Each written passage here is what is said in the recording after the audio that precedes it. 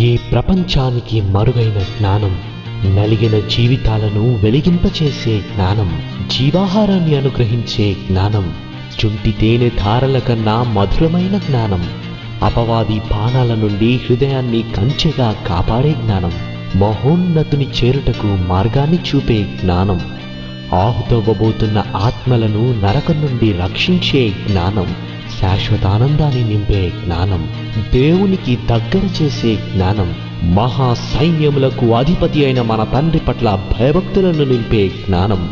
ఈ జ్ఞానాన్ని మీకు అందిస్తున్నవారు ట్రూ విజ్డమ్ మినిస్ట్రీస్.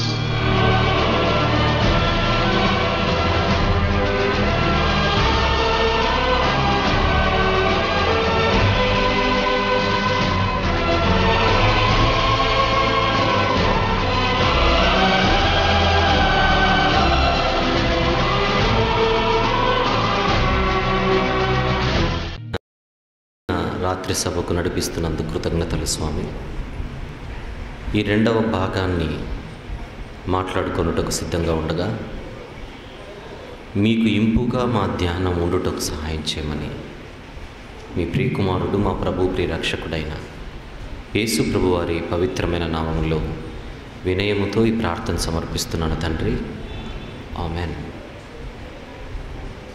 ప్రియమైన దేవుని వారలారా, జెఫన్యా గ్రంథపు వివరణ.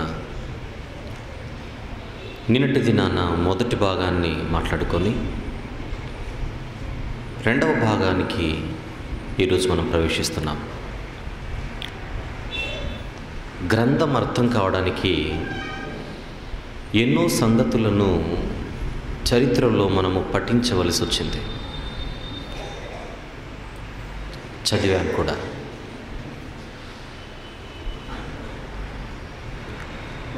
యూదా రాజులలో మనష్షే, ఆమోను అన్న ఈ తండ్రి కొడుకుల దుష్ట పరిపాలన కారణం చేత ప్రజలందరూ కూడా దేవునికి దూరమైన భయంకరమైనటువంటి పరిస్థితిని చరిత్రలో మనం చూసాం. ఈ మనష్షే అనే యూదా రాజు క్రీస్తు పూర్వం 697 నుండి 642 వరకు యూదులను పరిపాలించాడు.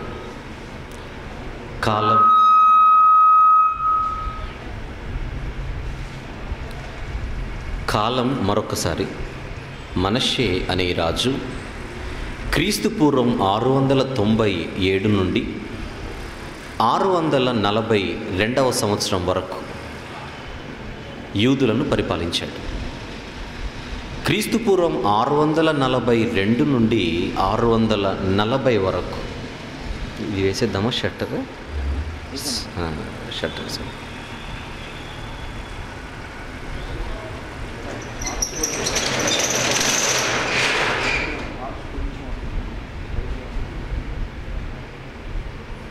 రైట్. క్రీస్తు పూర్వం 642 నుండి 640 వరకు 2 సంవత్సరాలు ఆమోను పరిపాలన జరిగింది. వీళ్ళిద్దరూ కలిసి 57 సంవత్సరాల పాటు మరి యూదులను పరిపాలించినట్టుగా నిన్న మనము ఆలోచించాం. అది భయంకరమైనటువంటి ఒక బ్లాక్ పీరియడ్, బ్లాక్ ఎరా యూదులకు. యూదా ప్రజలందరూ భ్రష్టు పట్టి దేవునికి దూరమైన ఈ సందర్భంలో ఆమోను కుమారుడైన యోషియా యూదులకు రాజుగా సింహాసనాన్ని అధిష్ఠిస్తాడని చెప్పాను. చాలా బాలుడిగా ఉన్న యోషియా, చిన్నవాడుగా ఉన్నటువంటి యోషియా దేవునికి దూరమైన ఇంత భయంకరమైన జనాన్ని పరిపాలించాలంటే అది సవాలుతో కూడుకున్న పనే. ఆ రాజైన యోషియా కాలంలోనే దేవుడు నిలబెట్టిన ప్రవక్తే ఈరోజు మనం మాట్లాడుకుంటున్న జెఫన్యా అని చెప్పాను. బైబిల్లో జెఫన్యా అన్న పేరుతో మరికొంతమంది కనబడినా వారందరిలో ఒకడు ఈ జెఫన్యా కాదని, ఈ జెఫన్యా గురించి ఈ గ్రంథములో తప్ప మరెక్కడా కంటికి కనిపించదని, ఒకే గ్రంథంలో కనిపిస్తున్న ఈ జెఫన్యాకు చాలా పెద్ద చరిత్రే ఉందని, ఏ ప్రవక్తకు లేనంత పెద్ద పరిచయం ఈ జెఫన్యా గురించి ఈ గ్రంథంలో మనము చూస్తున్నామని, ఎక్కువ శాతం ఆయన యూదా రాజులలో హిజ్కియా అనేటువంటి ఒక రాజుగారి ముని మనుమడుకు బిడ్డని మనం చూసాం. రాజరిక వంశానికి చెందిన ఒక ప్రవక్త అవడం చేత ఈ రాజైన యోషియాకు కూడా దగ్గరనో దూరమో బంధువు అయితే అవుతాడు. అందువల్ల ఎంతటి వారికైనా దేవుడు చెప్పింది చెప్పడానికి ఆయనకు భౌతికంగా మనం ఆలోచించినా, మనుష్య రీతిగా మనం ఆలోచించినా ఎలాంటి భయం అనేది ఆయనకు లేదు. అలాగని మిగిలిన ప్రవక్తలు భయపడ్డారు అని నా ఉద్దేశం కాదు. వాళ్ళకంటే ఒక ఎడ్జ్ నాకు ఎక్కువ ఏ విషయంలో ఉందనంటే ఆయన కుటుంబ చరిత్రను బట్టి. జెఫన్యా అనే పదానికి మరి నేను చెప్పానో లేదో అర్థం దేవుడు దాచువాడు లేదా దేవుడు దాచినవాడు అనే అర్థం. వీలైతే ఈ అర్థాన్ని మీరు గుర్తుపెట్టుకోవడం చాలా అవసరం ఈరోజు ప్రత్యేకించి. దేవుడు దాచువాడు లేదా దేవుడు దాచినవాడు అన్న అర్థం ఈ జెఫన్యా అనే పదానికి అర్థం. మరి మనష్షే ఆమోనులు మరణించిన తర్వాత యోషియా కాలంలో యూదులందరూ అనగా యూదా ప్రజలందరూ చాలా భయంకరమైన పరిస్థితిలో ఉన్నప్పుడు దేవుడు తన నిర్ణయాన్ని ప్రవక్త చేత ప్రజలకు, అలాగనే అక్కడ ఉండేటువంటి అధికారులకు, అధిపతులకు, చివరి రాజుగారి వరకు అందేలా ఈ ప్రవచనాన్ని ప్రకటించాడు ఈ జెఫన్యా ప్రవక్త.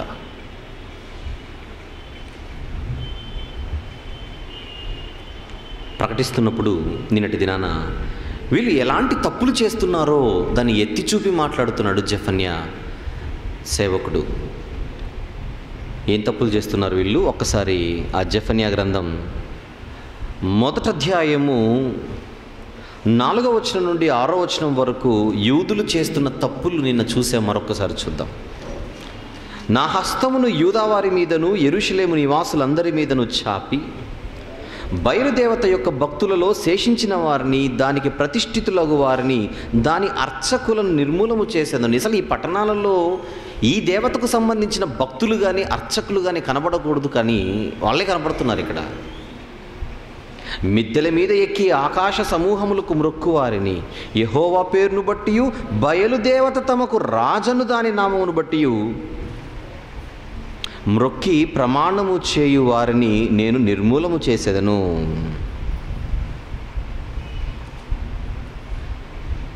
ఇంగ్లీష్ బైబిల్లో మొలెక్కు అన్న ఒక దేవత పేరు కూడా ఇక్కడ రాయబడి ఉంటుంది ఈ 5వ వచనంలో. అంటే అమ్మోనీయుల దేవత. వీళ్ళు బయలుదేవతకు, అమ్మోనీయుల దేవతకు, ఈ మొలెకు అనేటువంటి ఈ దేవతకు ముఖ్య వాళ్ళు ఏం చేస్తారంటే వారి పిల్లలను అగ్నిగుండం దాటించడం ఇవన్నీ చేస్తూ ఉంటారు. అలాంటి భయంకరమైన పరిస్థితి ఇక్కడ యూదులలో కనబడుతోంది. 6వ వచనం, యెహోవాను అనుసరించక ఆయనను విసర్జించి ఆయన యొద్ద విచారణ చెయ్యని వారిని నేను నిర్మూలము చేసేదను. ఇది ఆయన ప్రకటన. ఇక్కడ ఒక మాట చెప్పాలి మీకు, మరొక్క చరిత్ర చెబుతాను. ఇది యూదా వారికి, యెరూషలేము వారికి ప్రకటింపబడుతున్న ప్రవచనం. యూదా వారికి, యెరూషలేము వారికి ప్రకటిస్తున్నటువంటి భవిష్యత్తు. అంటే ఫ్యూచర్లో ఈ గ్రంథాన్ని మీరు చదివేటప్పుడు, నేను చెప్పిన తర్వాత మళ్ళీ మీరు చదివేటప్పుడు మీకు ఒక డౌట్ వస్తుంది. అంటే చరిత్రపై కొంచెం మీకు నాలెడ్జ్ ఉంటే, ఇశ్రాయేలీలో 12 గోత్రాలు.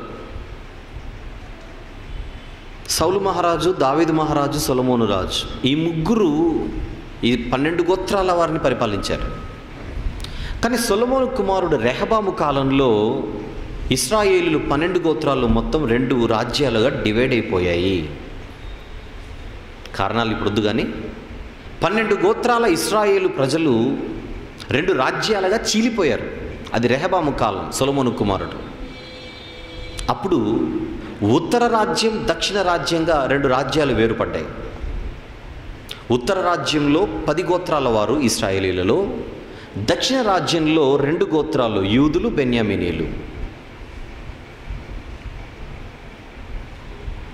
అయితే ఈ జెఫన్యా గ్రంథము మనం చదువుతున్నప్పుడు మీరు ఏ రాజ్యాన్ని గుర్తుపెట్టుకోవాలి మనసులో అనంటే దక్షిణ రాజ్యం, యూదా రాజ్యం కదా. మనకి ఇంతకుముందు ఆ వచనంలో ఎవరెవరి మీదకి ఇది వస్తుంది? 4వ వచనంలో యూదా వారి మీదను యెరూషలేము నివాసులందరి మీదను. ఇంతకు ఏ రాజు కాలంలో? మొదటి వచనం యూదా రాజగు ఆమోను కుమారుడైన యోషియా దినములవి. అంటే ఇదంతా దక్షిణ రాజ్య ప్రస్తావన జరుగుతుంది ఇక్కడంతా కూడా, ప్రస్తావన. ఇప్పుడు మీకు ఏం డౌట్ వస్తుందనంటే, మరి రేపు మీరు చదివేటప్పుడు ఉత్తర రాజ్యానికి ఎందుకు చెప్పలేదు? ఉత్తర రాజ్యం మంచోళ్ళ మరి ఆ 10 గోత్రాల వారు, నార్దర్న్ కింగ్డమ్. దేవుడు వేలెత్తి చూపుతున్నది దక్షిణ రాజ్యం పైనే కదా ఇక్కడ ఈ పరిస్థితిలో. మరి ఉత్తర రాజ్యం పరిస్థితి ఏంటి? ఆ 10 గోత్రాల వారి పరిస్థితి ఏంటి? వాళ్ళు బాగున్నారా, మంచిగా ఉన్నారా? ఎందుకు వీళ్ళనే టార్గెట్ చేస్తున్నాడు దక్షిణ రాజ్యాన్ని? ఉత్తర రాజ్యం పరిస్థితి ఏంటని రేపు మీకు సందేహం వచ్చే అవకాశం ఉంది, ఇప్పుడు రాకపోవచ్చు. ఆ విషయంపై నేను ఇప్పుడే క్లారిటీ ఇచ్చేస్తాను. దక్షిణ రాజ్యం మాత్రమే ఎందుకు మాట్లాడుతున్నాడంటే అప్పటికి ఉత్తర రాజ్యం చాప్టర్ ఎప్పుడో క్లోజ్ చేశాడు కనుక. అంటే మీకు అర్థమైందో లేదో మళ్ళీ చెబుతాను. ఈరోజు యూదుల పరిస్థితి జెఫన్యా గారి కాలంలో ఎలాగైతే ఉందో, సుమారు దగ్గర ఒక 100 సంవత్సరాల కిందట, ఈ కాలానికి జెఫన్యా గారి కాలానికి దగ్గర ఒక 100 సంవత్సరాల కిందట సుమారు ఆ ఉత్తర రాజ్యం, ఇందాక నేను చెప్పాను 10 గోత్రాల వారు, ఆ 10 గోత్రాల వారి పరిస్థితి ఇదే పరిస్థితిలో ఉండడం వలన ఎన్ని మార్లు హెచ్చరించినను వాళ్ళు వినకపోయేసరికి దేవుడు క్రీస్తు పూర్వం 722లో, అంటే మనష్షే కంటే ముందు క్రీస్తు పూర్వం 722లో ఆ ఉత్తర రాజ్యాన్ని అష్షూరీయులకు అప్పగించేస్తాడు. అందువలన జెఫన్యా గారి కాలంలో ఉత్తర రాజ్య ప్రస్తావన ఇక లేదు. ఎందుకంటే వాళ్ళు ఉంటే కదా వాళ్ళ గురించి మాట్లాడడానికి. వాళ్ళు ఆల్రెడీ చెరలోనికి కొనిపోబడ్డారు. ఎవరి చెర అది? అష్షూరు చెర. అష్షూరు చెర. దగ్గర ఒక 100 సంవత్సరాల కిందట మా సోదర రాజ్యం అంటే ఉత్తర రాజ్యం ఇలాంటి తప్పులు చేసే దేవుని మహా ఉగ్రతకు వాళ్ళు బలయ్యారు అన్న కనీస జ్ఞానము కూడా ఈ దక్షిణ రాజ్యానికి లేక, వాళ్ళు నడిచిన బాటలోనే నడుస్తూ, వీలైతే ఒక 2 ఆకులు మేము ఎక్కువ తిన్నామన్నట్టుగా ప్రవర్తిస్తూ భయంకరంగా ఈరోజు సుమారు ఒక 100 సంవత్సరాల వ్యవధిలోనే యూదులు వీళ్ళు కూడా బలికి సిద్ధపడుతున్నారు. ఇప్పుడు ఇలాంటి పరిస్థితిలో ఉన్నందుకే కదా మీ సోదరులను దేవుడు ఒక 100 సంవత్సరాల కింద లేపేసింది. దగ్గర ఒక 60-70 సంవత్సరాలు అనుకోండి, ఒకవేళ 100 మీకు కరెక్ట్గా అనిపించకపోతే. మళ్ళీ ఈరోజు మీరు మారాలిగా. ఒక తప్పు, ఉదాహరణకు మా ఇంట్లో ఒక తాగుబోతున్నాడు, తాగి తాగి తాగి తాగి తాగి మా అన్న అనుకోండి కొద్దిసేపు,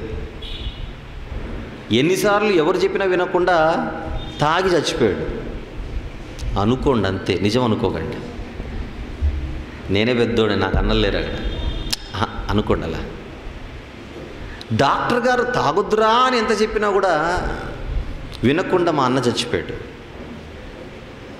మరి నేనేం నేర్చుకోవాలి దీని గురించి? దాన్ని చూసిన తర్వాత నేనేం పాఠం నేర్చుకోవాలి? చచ్చిపోతే మా అన్నలా మాత్రం చావకూడదు, బతికితే మా అన్నలా మాత్రం బతకూడదు. అలాంటి భయంకరమైన పరిస్థితి నాకు దాపరించకూడదంటే నేను అసలు తాగుడికి ఆమడ దూరం ఎప్పుడు ఉండాలి అన్న బుద్ధి నాకు ఉండాలిగా అన్నం తినేటప్పుడు, అంతేనా? ఇప్పుడు నేను కూడా మా అన్న బాటలో నడిచాను అనుకోండి, అనుకోండి అంతే. ఒక పెద్ద మనిషి నన్ను ఏమంటాడో చెప్పండి, ఒరే నువ్వు కడుపుకు అన్నం తింటున్నావా, నెక్స్ట్ మాట అనేసండి మీరే, అదన్నమాట. ఇప్పుడు మీరు అనేది నన్ను, యూదులను మీతో పాటు నేను కూడా. ఇప్పుడు యూదులను చూసి మనం ఏమనాలి? ఒక్క 60-70 సంవత్సరాల కిందటే కదా మీ సోదర జనాంగం ఇలాంటి బతికి దేవుని ఖడ్గానికి బలైంది. ఖడ్గం అంటే అష్షూరీలకు అప్పగించేసి అసలు నామరూపాలు లేకోకుండా ఉత్తర రాజ్యాన్ని క్లీన్ స్వీప్ చేశాడు కదా, వాషౌట్ చేశాడు కదా.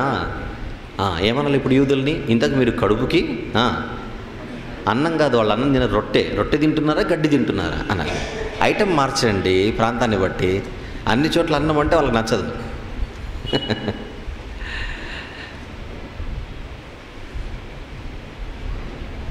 కానీ వీళ్ళ పరిస్థితి ఎలా ఉంది? ఇశ్రాయేలు, షోమ్రోను పట్టణం అంటాం, ఇశ్రాయేలుకు ముఖ్యమైన పట్టణం. ఇశ్రాయేలీయులను దేవుడు క్లోజ్ చేసి పెద్ద వ్యవధి కాకముందే, కాలం పెద్దగా తిరగకముందే అదే బాటలో నడుస్తున్న ఒక యూదా చరిత్ర ఈరోజు మనం చూస్తున్నాం. ఇది చూస్తున్నప్పుడు మనకేమనిపించాలి? దేవుడు మళ్ళీ కత్తి సాన పెడుతున్నాడు. ఇప్పుడు తప్పదు, ఇంకా దేవుడు మరొక బలికి సిద్ధపడుతున్నాడు. అక్కడ దేవుడు ఆనందంగా ఉంటే ఆయన దగ్గరికి వెళ్ళి ఆడుకోవచ్చు. ఉగ్రుడైతే చెప్పండి, ఉగ్రుడైతే ఇంట్లో నాన్న మూడుని పిల్లలు గమనిస్తుంటారు. అప్పుడప్పుడు నాన్న హ్యాపీగా సరదాగా ఉంటే వెళ్ళి డాడీ అనేదో కొంచెం గేమ్స్ ఆడతారు. నాన్న సీరియస్గా ఉన్నాడు అనుకోండి, పిల్లలు ఏం చేస్తారు చెప్పండి? మీ భాషలో ఏం చేస్తాడు? నాన్న ఉగ్రుడై లోపలికి వస్తే బయటేమో జరిగింది, నాన్న భయంకరమైన అగ్గి మీద గుగ్గిలంగా ఉన్నాడు. ఇప్పుడు మనం ఏం చేయాలి? గట్టిగా చెప్పండి, ఎలా ఉండాలి? సైలెంట్. తెలుగులో ఏమంటారు దాన్ని? మౌనంగా ఉండాలి. జెఫన్యా గ్రంథం 2వ భాగం ప్రారంభం ఇప్పుడే 7వ వచనం. జెఫన్యా గ్రంథం 1వ అధ్యాయము 7వ వచనం. ఇప్పుడు మీరు చదివితే మ్యాటర్ అర్థమవుతుంది. ఇప్పుడు 7th verse ప్లీజ్. ప్రభువైన యెహోవా దినము సమీపమా. డే రెడీ చేస్తున్నాడు ఇప్పుడు ఆయన, డేట్ రెడీ చేస్తున్నాడు. ఇప్పుడు అర్థమవుతుందా మీకు? ముహూర్తం అంట మన భాషలో, అంతే కదా? అరే నీకు ముహూర్తం ఖరారు చేస్తానరా, అయిపోయింది, ఇక నీ చాప్టర్ క్లోజ్ చేస్తాను, ముహూర్తం చూస్తున్నాను ఇప్పుడు. అదే యెహోవా దినము. యెహోవా దినం అంటే ఏ దినము? పెళ్లి చేసే దినం. ఫంక్షన్ హాల్ ఏం బుక్ చేయడు. యెహోవా దినము సిద్ధమైపోతుంది ఇప్పుడు. మనం అంటుంటాం కదా అప్పుడు, త్వరలో ఉందిరా నీకు పెళ్ళి అంటే, అమ్మాయి ఎక్కడ అనకూడదు ఇక్కడ. నీకు తలంబ్రాలు. ప్రభువైన యెహోవా దినము సమీపమాయను. ఏం చేస్తున్నాడు ఆ దినాన ఆయన? నెక్స్ట్ మాట, ఆయన బలి.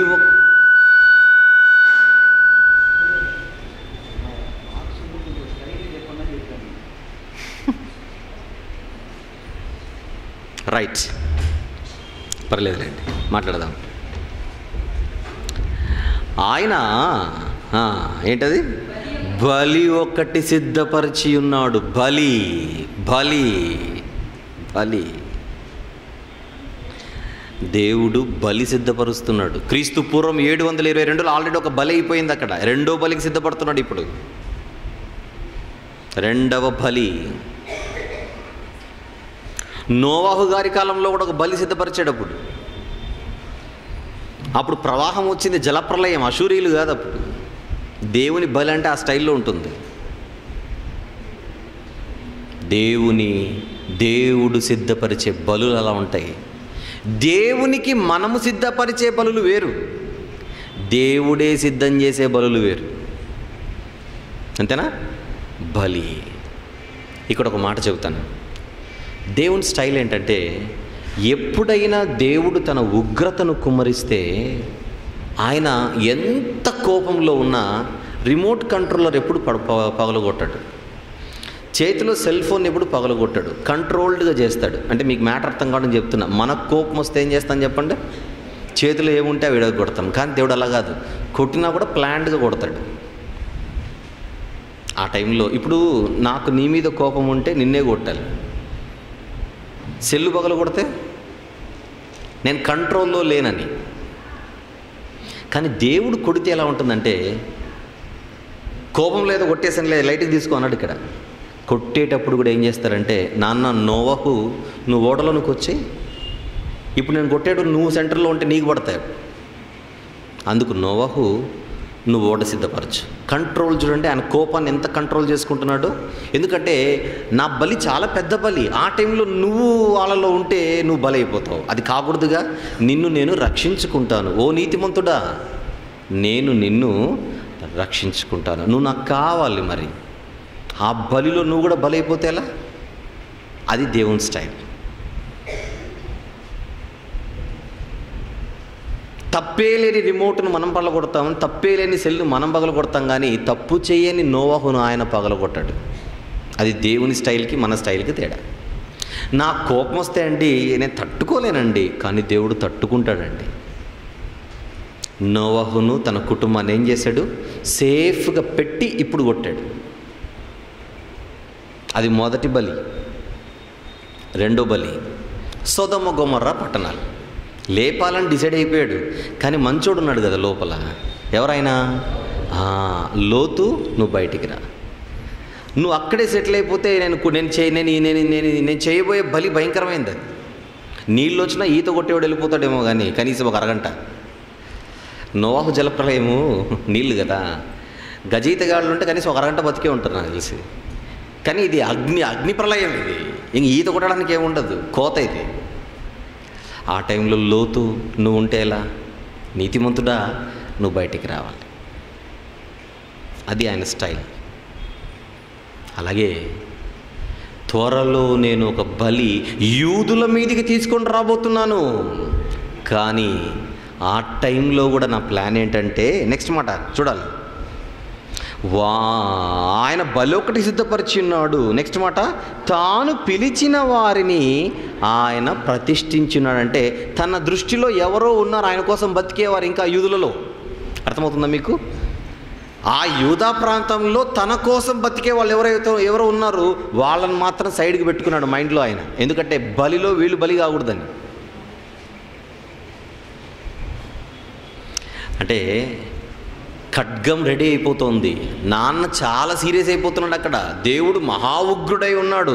ఆ మహా ఉగ్రుడై ఉండగా మనమేం చేయాలి? పక్క మాట, ఆయన సన్నిధిని జెఫన్యా గారు చెబుతున్నారు, సైలెంట్గా ఉండాలి, మౌనంగా ఉండండి, ఇంకేం మాట్లాడకండి. మీరు ఏం మాట్లాడినా ఆయన యాక్షన్ త్వరగా అయిపోతుంది. ఇప్పుడు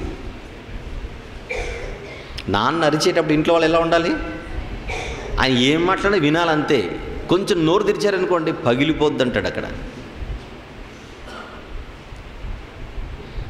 చాలా ఫ్యామిలీస్లో ఇద్దరు బిడ్డలు ఉన్నారనుకోండి, పెద్దోడు చిన్నోడు, వీళ్ళిద్దరితో ఒక్కొక్క స్టైల్ ఉంటుంది. నాన్న కొట్టేటప్పుడు పెద్దోడు కొట్టించుకుంటాడు, చిన్నోడు మాత్రం ఎదురు తిరుగుతుంటాడు. అంటే కొన్ని ఇళ్ళల్లో, కొన్ని కుటుంబాల్లో చిన్నోడు కొట్టించుకుంటాడు, పెద్దోడు నువ్వు ఎదురుస్తుంటాడు. నన్ను ఎందుకు కొడతావు, నన్ను వాడిని కట్టంటే మిమ్మల్ని కొడతాడు అనమాట ఈయన. అంటే అప్పుడు అమ్మ అంటుంది, ఒరే 4 దెబ్బలు తిని సైలెంట్గా ఉండరా, నువ్వు అనే కొద్ది కొడతాడు ఆయన. అరే నేనేం చేయలేదు మమ్మీ అన్న, నువ్వు ఆ మాట కూడా అనకురా, ఆయన ముందే బెల్ట్ ఇరిగిపోతుంది అక్కడ. అంటే కోపంగా ఉన్నప్పుడు ఎలా ఉండాలి? సైలెంట్. దేవుడు ఉగ్రుడైనప్పుడు మౌనంగా ఉండమని జెఫన్యా గారే కాదు కానీ ఒకసారి హబక్కూకు గ్రంథంలో కూడా ఈ మాట ఒకసారి చూద్దాం. హబక్కూకు గ్రంథం 2వ అధ్యాయం తీద్దాం. హబక్కూకు గ్రంథం 2వ అధ్యాయము పక్క పుస్తకమే 20వ వచనం చూడండి ఒకసారి. 20, అయితే యెహోవా తన పరిశుద్ధాలయంలో ఉన్నాడు. నెక్స్ట్, ఆయన సన్నిధిని లోకమంతయు మౌనంగా ఉంటే మంచిది. దేవుడున్నాడు అక్కడ, సైలెంట్గా ఉందాం. దేవుడున్నాడు అక్కడ, లేడనుకోకండి, సైలెంట్గా ఉందాం, మనకు మంచిది అది.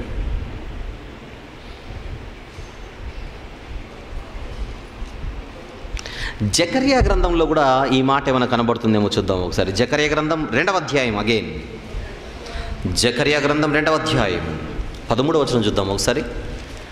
13వ వచనం, జకర్యా 2:13, సకల జనులారా, యెహోవా తన పరిశుద్ధమైన నివాసము విడిచి వచ్చుచున్నాడు.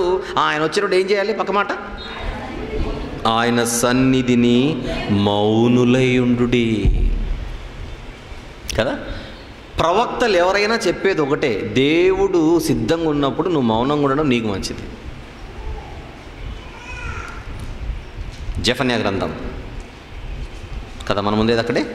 జెఫన్యా గ్రంథం 1వ అధ్యాయం 7వ వచనం, ప్రభువగు యెహోవా దినము సమీపమాయెను. నెక్స్ట్, ఆయన బలి ఒకటి సిద్ధపరిచి ఉన్నాడు, తాను పిలిచిన వారిని ఆయన ప్రతిష్ఠించి ఉన్నాడు.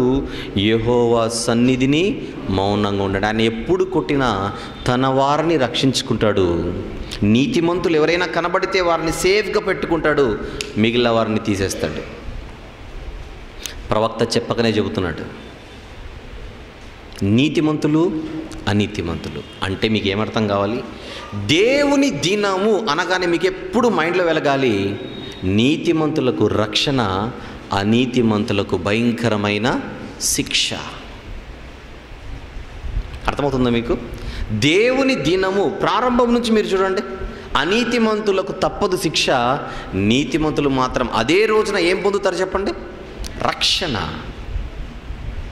ఒకప్పుడు నోవాహు గారి తరంలో అది దేవుని దినం, యెహోవా దినం. అది ఆ యెహోవా దినాన నీతిమంతుడు రక్షింపబడ్డాడు, అనీతిమంతులకు పడింది శిక్ష.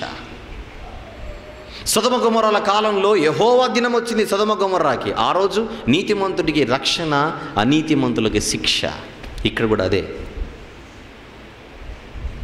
ఇక్కడ కూడా అదే.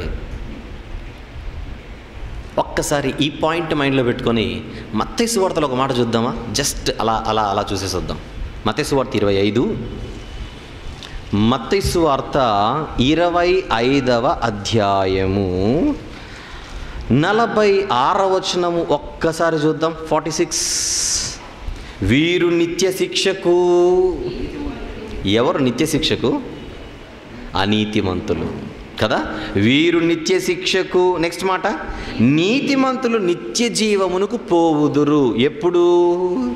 అదొక దినం, అదొక దినం ఉంది. ఆ దినాన కూడా ఇదే జరగబోతుంది. అప్పుడు కూడా ఏముంది? బలి. బలి. గతాన్ని చూసి భవిష్యత్తును కూడా చూడాలి అప్పుడప్పుడు మనం. అంతేనా?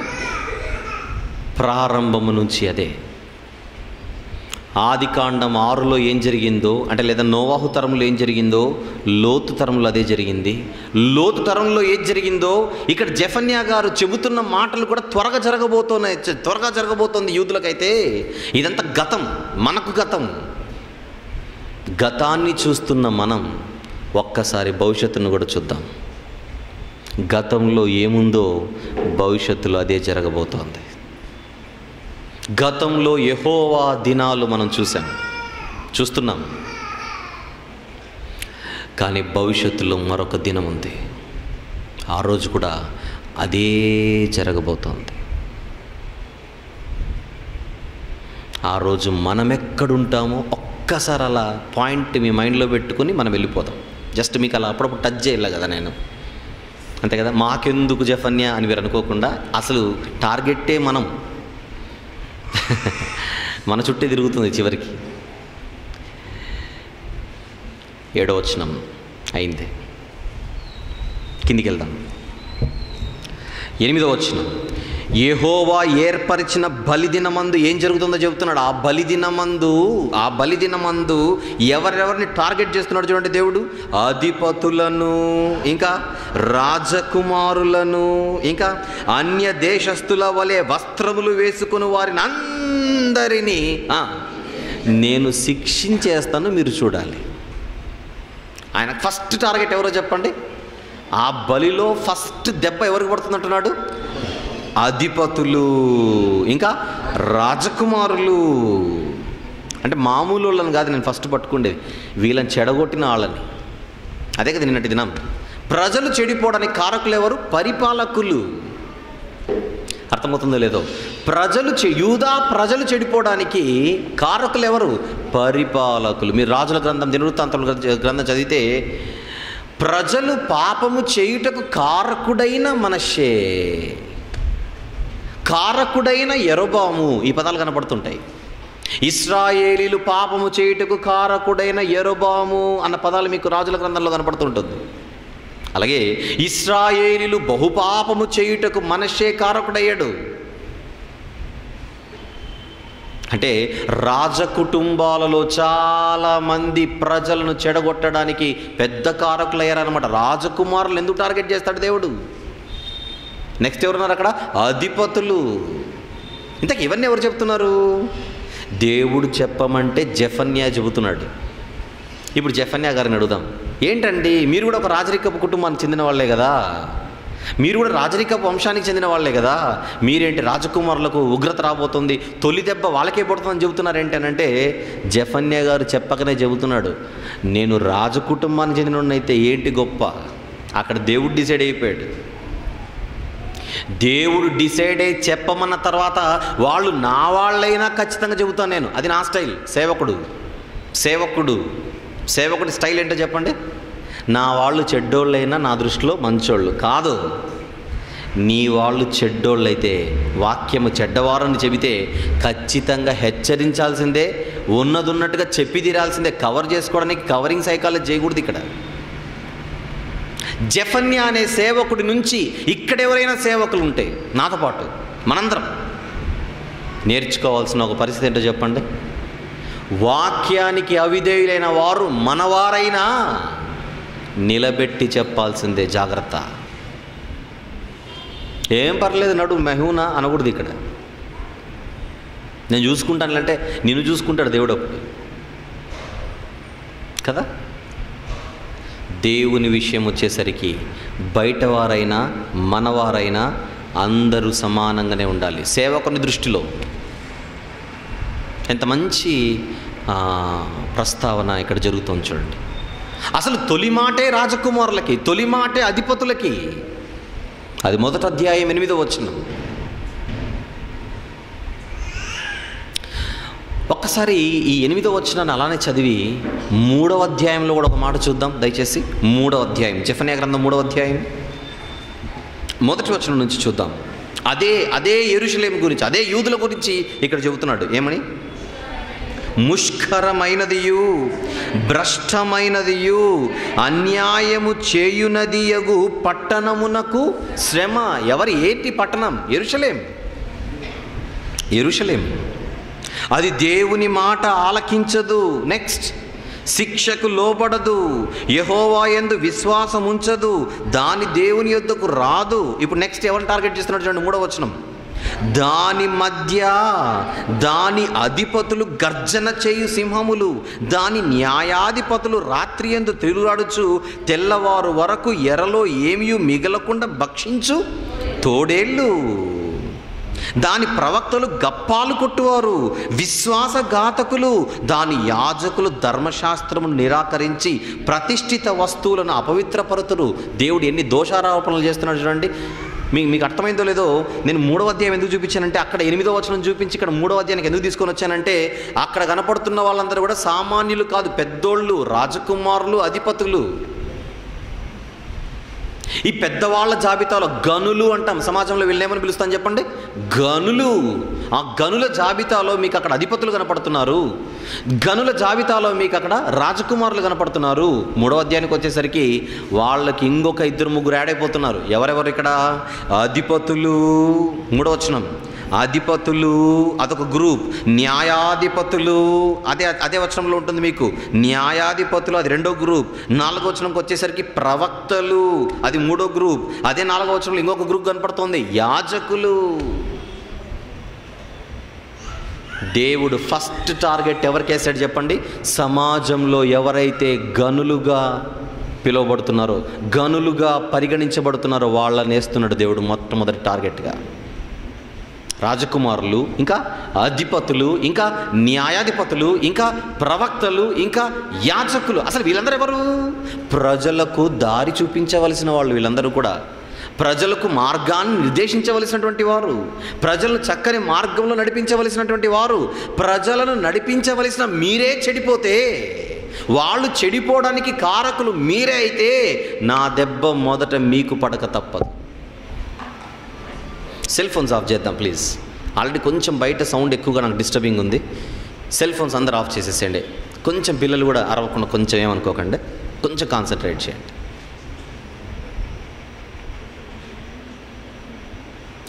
ప్రజలకు మార్గాన్ని చూపించవలసిన వారే ప్రజలను తప్పుదారి పట్టిస్తే దేవుడు మొట్టమొదట పట్టేది ప్రజల కంటే ముందు దారి చూపించవలసిన వారిని.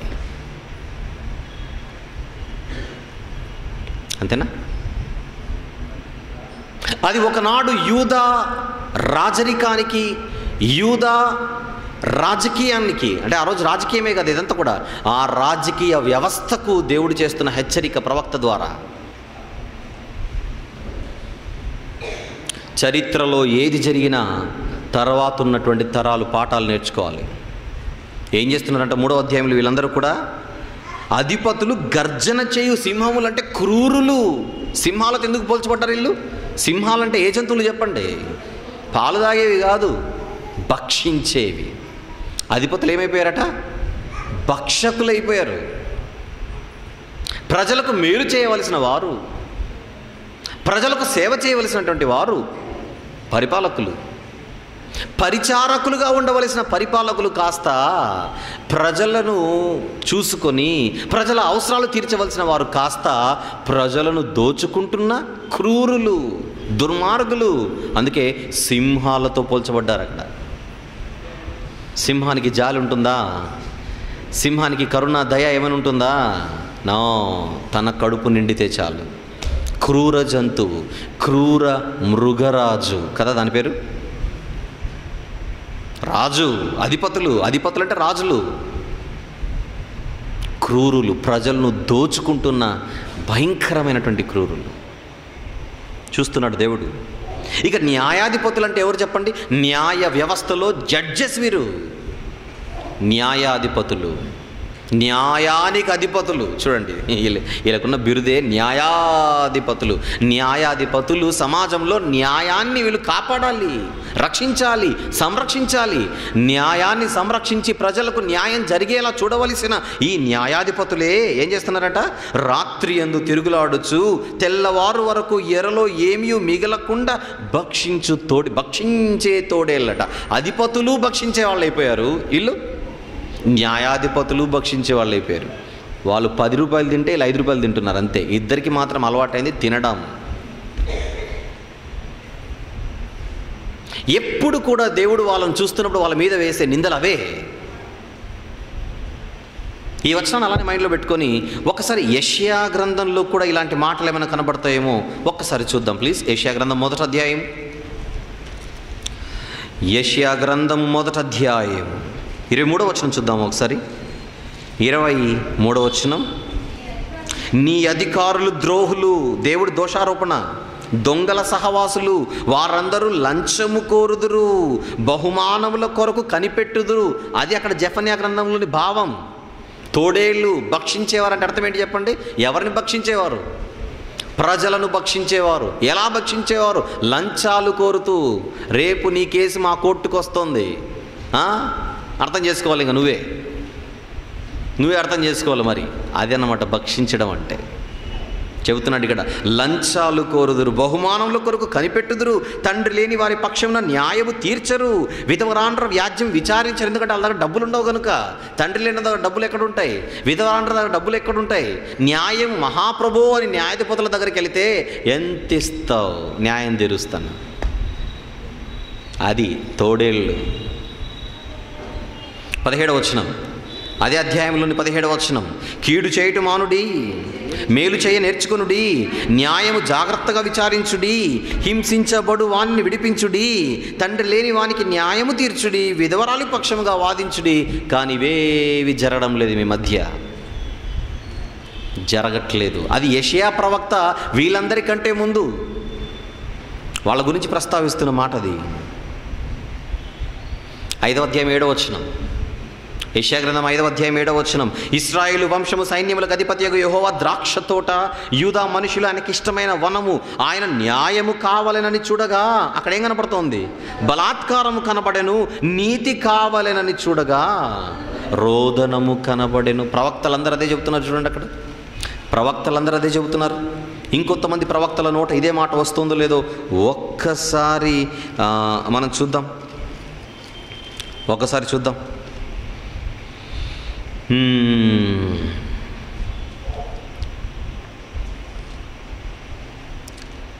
ఇర్మియా గ్రంథం ఇప్పుడు వద్దులేండి. మీకా, ఆమోసు గ్రంథం చూసి మీకాకి వెళ్దాం. ఆమోసు గ్రంథం ప్లీజ్. ఆమోసు గ్రంథం 5వ అధ్యాయం 7వ వచనం చూద్దాం ఒకసారి. 5:7. న్యాయమును అన్యాయమునకు మార్చి నీతిని నేలను పడవేయుచున్నారు మీరు. అది దోషారోపణ. పెద్దోళ్ళు చేస్తారా ఇవన్నీ? చిన్నోళ్ళు చేస్తారా చెప్పండి? న్యాయాన్ని అన్యాయంగా మార్చడం, కేసులను తిప్పేయడం, ఇవన్నీ చిన్నోళ్ళు చేయగలరా? పెద్దోళ్ళు చేయగలరా? పెద్దవాళ్ళు చేసేది. మీకా గ్రంథం ఒక్కసారి మీకా గ్రంథం కూడా వద్దాం, 7వ అధ్యాయం 2వ వచనం చూద్దాం ఒకసారి. భక్తుడు దేశంలో లేకపోయేను, జనులలో యథార్థపరుడు ఒకడును లేడు. 3వ వచనం 2 చేతులతోనూ కీడు చేయ పూనుకుందురు. నెక్స్ట్ మాట, అధిపతులు బహుమానము కోరుదురు. సింహాలు కదా అధిపతులు ఎవరు? జెఫన్యా గ్రంథంలో ఎలా పోల్చబడ్డారు? సింహములు అంటే భక్షించేవారు. నెక్స్ట్ మాట, న్యాయాధిపతులు లంచము పుచ్చుకొందురు. తోడేళ్ళు మరి, చర్మం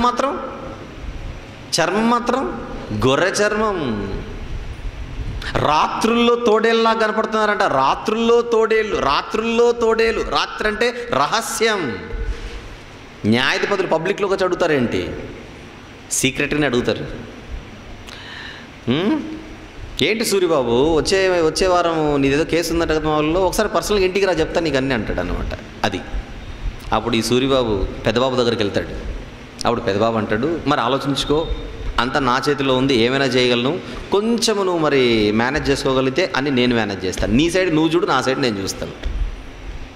ఏంటది? రహస్య ఒప్పందం. రాత్రి తోడేళ్ళు. న్యాయాధిపతులు లంచం పుచ్చుకుందురు. గొప్పవారు తమ మోసపు కోరికను ఎవరికి తెలియజేయుదురు అని అన్నాడు అక్కడ. గొప్పవారు ఎవరికి తెలియజేయుదురు చెప్పండి? సహాయం కోసం వచ్చిన పేదోళ్ళకు తెలియజేస్తారు.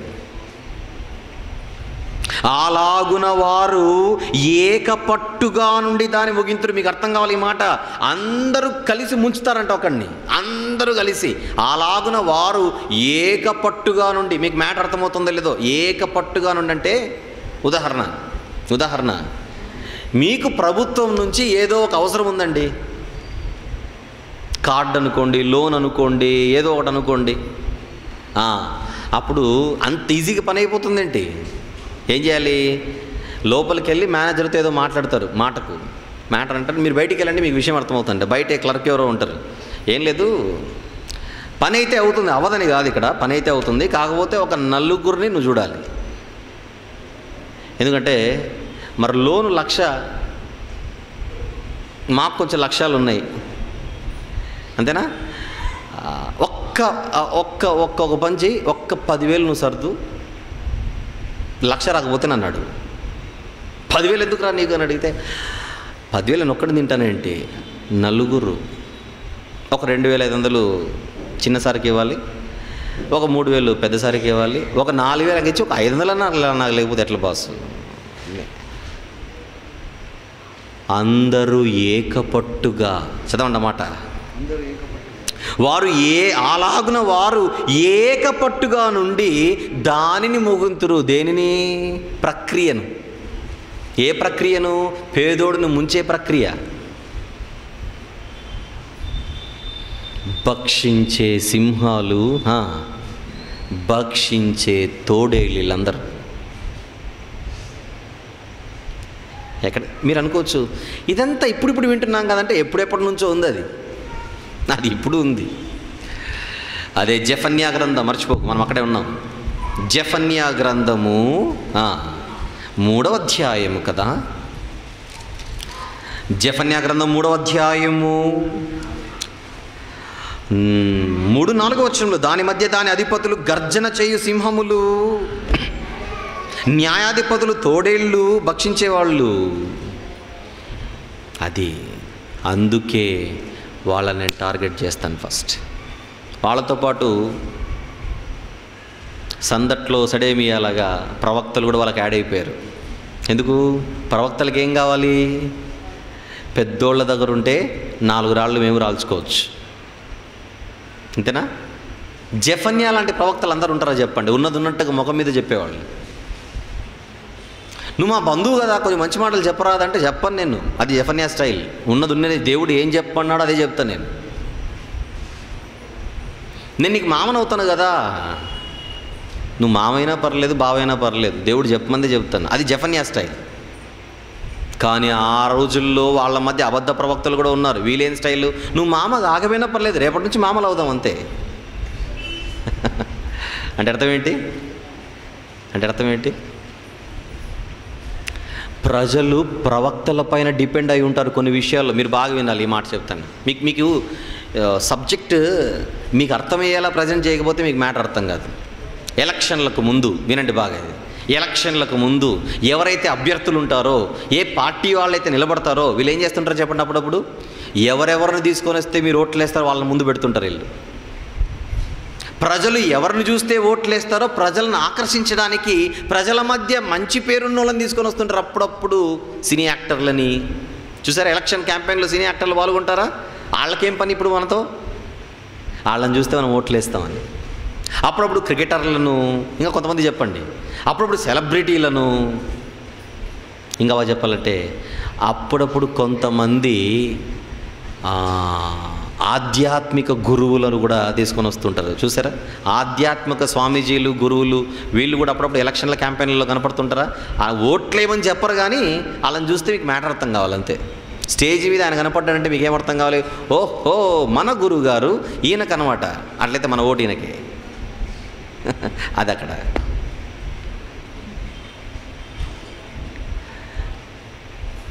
ప్రజలకు ప్రవక్తల పైన ఒక గురు ఉంటుంది, గురువులు అన్నట్టుగా. ఇప్పుడు దానిని ఆసరాగా చేసుకొని ఈ రాజు మంచోడు అని ప్రవక్త చెప్పాడు అనుకోండి, ప్రజలు ఆ రాజుకు ఓట్లు వేస్తారా? అంటే ఆయన పక్షాన్ని నిలబడరా? అప్పుడు నీ గురించి మేము మంచిగా చెప్తాం, మమ్మల్ని నువ్వు చూసుకో. అది వీళ్ళ ఒప్పందం అనమాట, రహస్య ఒప్పందం. రాజా, నీ గురించి మేము చూసుకుంటాం ప్రజలతో, నీ గురించి 4 మాటలు మంచి చెప్పామనుకో, రేపొద్దున వాక్యం చెప్పేటప్పుడు అబ్బా ఆయన అండి నిజంగా మంచోడండి, ఆయన మాత్రం వదులుకోకూడదు, మీరు ముందే చెప్తున్నాను దేవుని మాటగా అన్నాడు అనుకోండి, ప్రజలు ఫ్లాట్. ఇంకా నీ గురించి ప్రజలకు మేము మంచి చెబుతాం, ప్రజలలో మేము చూసుకుంటాం, ప్రజల బయట నువ్వు మమ్మల్ని చూసుకో. ప్రవక్తలు కింది మాట, ప్రవక్తలు ఏం చేస్తారట? గప్పాలు కొట్టువారు. రాజు మేమేం చెబితే అదే అండి గప్పాలు. ప్రజలు ఏది చెబితే అదే అండి. మాకెట్లుందంటే ప్రజల మధ్య అలా ఉంది. యాజకులు ఎలా ఉన్నారు పక్కన? విశ్వాసఘాతకులు అట ప్రవక్తలు. ఇంకా దాని యాజకులు ధర్మశాస్త్రమును నిరాకరించి ప్రతిష్ఠిత వస్తువులను అపవిత్రపరుతురు. అంటే ధర్మశాస్త్ర ప్రకారంగా ధర్మశాస్త్రాన్ని పాటించి బతకవలసిన యాజకులు కూడా ధర్మశాస్త్రాన్ని పక్కన పెట్టేసి బతుకుతున్నారు. అధిపతులు, రాజకుమారులు, న్యాయాధిపతులు, ప్రవక్తలు, నెక్స్ట్ యాజకులు, వీళ్ళందరూ కూడా సామాన్యుల కంటే పైనున్న వాళ్ళు.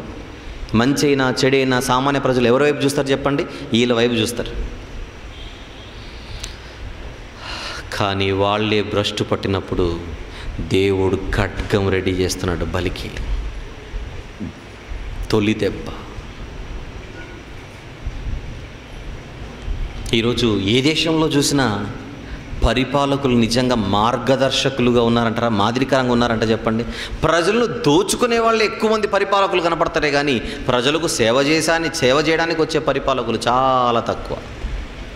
అక్కడక్కడ కనపడతారు అంతేగాని ఎక్కువ శాతం దోచుకునేవారే మనకి ఈరోజు కనబడతారు. వాళ్ళందరికీ జెఫన్యా గ్రంథములో రాజకుమారులకి, అధిపతులకి దేవుడు ఏ హెచ్చరికలైతే చేస్తున్నాడో అదే దేవుడు ఈరోజు ఆకాశమందు ఆసీనుడై ఉన్నాడు.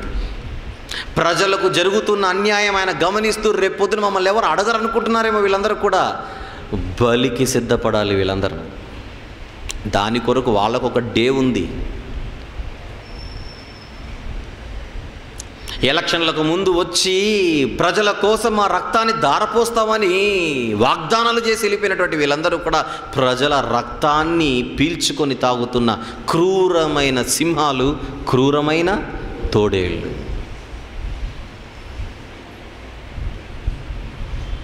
ఈ మాట నేను భారతదేశంలో మాట్లాడుతున్నాను. రేపొద్దున ఎవరైనా నన్ను అడగొచ్చు కూడా, మీకు ఏం ఆధారాలు ఉన్నాయండి అని అడగొచ్చు.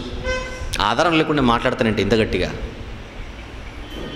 ఎవరైనా ఆ మాట మాట్లాడితే నాకు సాక్ష్యంగా ఎవరిని తెచ్చుకుంటానో చెప్పనా? సాక్షాత్తు మన ప్రధానమంత్రి నరేంద్ర మోడీ గారిని. ఏంటి నీకు అంత లింక్ ఉందంటే ఎంత లింక్ ఉందో చెబుతాను. ఒకనాడు నేను చదివాను ఈనాడు. ఆనాడు నేను ఈనాడులో చూసింది నరేంద్ర మోడీ గారి మాటలు. ఆయన ఏమన్నాడు చెప్పనా? మన భారతదేశానికి ఉండే భయంకరమైనటువంటి సమస్య నల్లధనం. నా మాటలు కాదు, ప్రధానమంత్రి మాటలు. భారతీయులు అక్రమంగా సంపాదించుకున్న నల్లధనం విదేశాలలో మగ్గిపోతోంది. అది ఇండియాకు వస్తే కానీ మన భారతదేశానికి సమస్యలు తీరవన్నాడు. నేను కాదు, ప్రధానమంత్రి. ఆస్ట్రేలియాలోని బ్రిస్బేన్లో ఒకరోజు శిఖరాగ్ర సదస్సులు జరిగితే అందులో అగ్రరాజ్యపు అధ్యక్షులందరూ నిలబడితే అందులో మన ప్రధానమంత్రి కూడా వెళితే ఆస్ట్రేలియా ప్రధాని కోరాడు, సమస్యల గురించి మొక్కుబడిగా కాకుండా మనస్ఫూర్తిగా మాట్లాడండి. మనసు విప్పి అంటే మన ప్రధానమంత్రి లేచి నిలబడి మాట్లాడింది ఇదే. నల్లధనం అనేది ప్రపంచ సమస్య. ఆ సమస్యకు బాధితులలో మా దేశం ఉంది, మీ దేశం ఉంది. కానీ అందరూ చేతులు కలిపితే కానీ ఈ సమస్యను మనము కూకటి వ్రేళ్లతో మనం బయటికి తీసుకొని రాలేము. ఆస్ట్రేలియా నుంచి ఇండియాకు వచ్చిన ప్రధాని చెప్పాడు మరొకసారి దాని గురించి. నల్లధనం అనేది ఒక భూతం, నల్లధనం అనేది ఒక పిశాచి, నల్లధనం అనేది ఒక రక్కసి. ఆయన మాట్లాడిన మాటలు.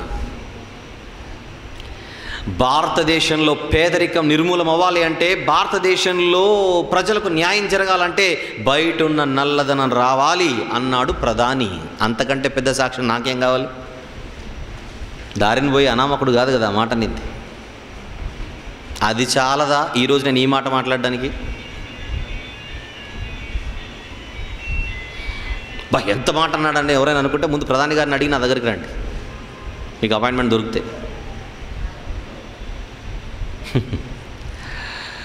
ఎందుకు చెప్తున్నాను ఈ మాట? కేవలం మన పరిపాలకులే కాదు, ప్రపంచంలో ఈరోజు ప్రజలను దోచుకునే ఏ నాయకుడైనా, ఏ నాయకులైనా, ఏ పరిపాలకులైనా అందరికీ ఒక హెచ్చరిక, దేవుడు చేస్తున్న హెచ్చరిక. ఆ రోజు యూదా అధిపతులు, యూదా న్యాయాధిపతులు, ఘనులుగా పేరుగాంచిన వాళ్ళందరూ కూడా ప్రజలను ఎంత మోసం చేసి బతికారో అలాంటి మోసం ఈరోజు మీరు చేస్తుంటే అదే దేవుడు ఆకాశమందు ఆసీనుడై ఈరోజు మిమ్మల్ని అందరినీ గమనిస్తున్నాడు. దేనికోసమో చెప్పనా? మార్చుకోకపోతే, మారకపోతే ఏదో ఒకరోజు ఆయన ఖడ్గానికి బలి కాక తప్పదు. గతాన్ని చూసి పాఠాలు నేర్చుకోవాలి. చేసిన తప్పే మళ్ళీ చేయకూడదు. న్యాయవంతుడైన దేవుడు ఆకాశం ముందు ఆసీనుడై ఉన్నాడు. మమ్మల్ని ఎవ్వడేం చేయలేడు అనుకుంటే తప్పు.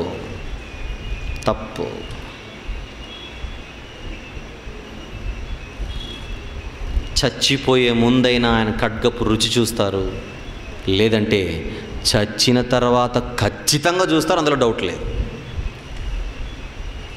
ఏం అవ్వదులే, నన్ను ఎవడు పట్టుకోలేదులే అంటే పట్టుకోవడానికి సిద్ధంగా ఉన్నాడు అక్కడ. మొదట అధ్యాయానికి రండి. మళ్ళీ మొదట అధ్యాయానికి రందాం. 8వ వచనం. యెహోవా ఏర్పరిచిన బలిదినమందు అధిపతులను, నెక్స్ట్ రాజకుమారులను, వీళ్ళందరూ ఏం చేస్తున్నారట? అన్య దేశస్థుల వలె వస్త్రములు వేసుకుని వారినందరినీ నేను శిక్షిస్తాను. వీళ్ళు ఏం చేస్తున్నారట? రాజకుమారుల అధిపతులు అన్య దేశస్థుల వలె వస్త్రాలు వేసుకుంటున్నారట. అంటే మీకు అర్థమేం కావాలి? ఏదో ప్యాంటు షర్ట్ వేసుకున్నారని కాదు, అన్య దేశస్థుల వాళ్ళు. ఇక్కడ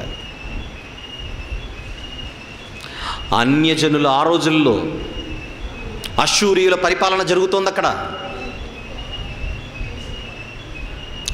అదే చెప్పాను, ఆ రోజు ప్రపంచంలో మహాబలమైన రాజ్యంగా ఉంది. ఎవరు అనుకుంటున్నారు? అష్షూరీయులు అంటే భయంకరమైనటువంటి ఒక ఇంతకు నిన్న చెప్పినటువంటి ఆరాధనలకు వాళ్ళు అలవాటు పడ్డవారు. అలాంటి వారిని చూసి ఈ యూదా రాజాధిపతులు, రాజకుమారులు వీళ్ళు ఏం చేస్తున్నారట? వాళ్ళ దగ్గర మార్కులు కొట్టడానికి వాళ్ళ వల్లే మారిపోతున్నారట. వాళ్ళలాంటి డ్రెస్సులు వేసుకొని వాళ్ళలాంటి చేష్టలు చేస్తూ. అర్థమవుతుందా? డ్రెస్ అంటే అర్థమవుతుందా మీకు? కొన్ని సందర్భాల్లో కొంతమంది తెల్ల డ్రెస్ వేసుకుంటూ ఉంటారు. అంటే మీకు మ్యాటర్ అర్థం కావాలి. ఈ తెల్ల డ్రెస్ వేసుకున్నా అంటే ఓహో పలాందానికి చెందినవాడు. మరి కొంతమంది కలర్ మారుస్తారు, అది వాళ్ళు ఇంకొక దానికి చెందినవాళ్ళు అన్నట్టుగా. వస్త్రములు వేసుకుంటారంటే అన్యజనుల వాళ్ళే. ఎవరు? యూదాలో ఉండే రాజకుమారులు, యూదాలో ఉండే అధిపతులు. ఎందుకు డ్రెస్ చేంజ్ చేసుకుంటున్నారు మీరు? డ్రెస్ చేంజ్ చేస్తే మరొకటి ఏదో చేయాలని. ఆచారం, ఆరాధన, అర్చన. అర్థమైందా మీకు మ్యాటర్? డ్రెస్ అంటే మీకు వెలగాలి, ఇప్పుడు మీకు లైట్ వెలగాలి ఇప్పటికే. పలానా కలర్ డ్రెస్, ఓహో పలాందన్నమాట. మరొక కలర్, ఓహో ఇదన్నమాట. మరొక కలర్, ఇదన్నమాట. వస్త్రములు వేసుకుంటున్నారట అన్ని జనుల వల్లే. ఫస్ట్ టార్గెట్ అదే. 9వ వచనం, మరియు ఇండ్ల గడపలు దాటి వచ్చి యజమానుని ఇంటిని మోసముతోనూ బలాత్కారముతోనూ నింపు వారిని ఆ దినమందు నేను శిక్షింతును. ఇది రెండో గ్రూప్ ఇక్కడ, ఇది రెండో జాబితా. ఈ రెండో జాబితాలో మీకు ఎవరు కనపడుతున్నారు? పెద్దోళ్ళు కాదు కానీ చిన్నోళ్ళు, చిన్నోళ్ళైనా ముదుర్లు, యజమాని దగ్గర దాసులుగా పనిచేసే పనివారు. మరి పనివారి పరిస్థితి ఎలా ఉంది? పనివాళ్ళు ఏం చేస్తున్నారట? గడపలు దాటి వచ్చి ఏం చేస్తున్నారు? యజమానుని ఇంటిని మోసముతోనూ బలాత్కారముతోనూ నింపేవాళ్ళు. అంటే నమ్మకమైన దాసులు కనపడట్లేదు. ఒకవైపు పెద్దోళ్ళు చెడిపోయారు. నెక్స్ట్ మాటలు ఏమి కనపడుతుంది 9వ వచనంలో మీకు? సామాన్య అంటే చిన్ని పని చేసుకునే వాళ్ళు కూడా చెడిపోయారు. అక్రమంతో, మోసంతో, బలాత్కారంతో నింపేస్తున్నారట. అదేందాక నేను చెప్పాను, పెద్దోళ్లకు పని జరగాలంటే చిన్నోళ్ళు సహకరించాలి.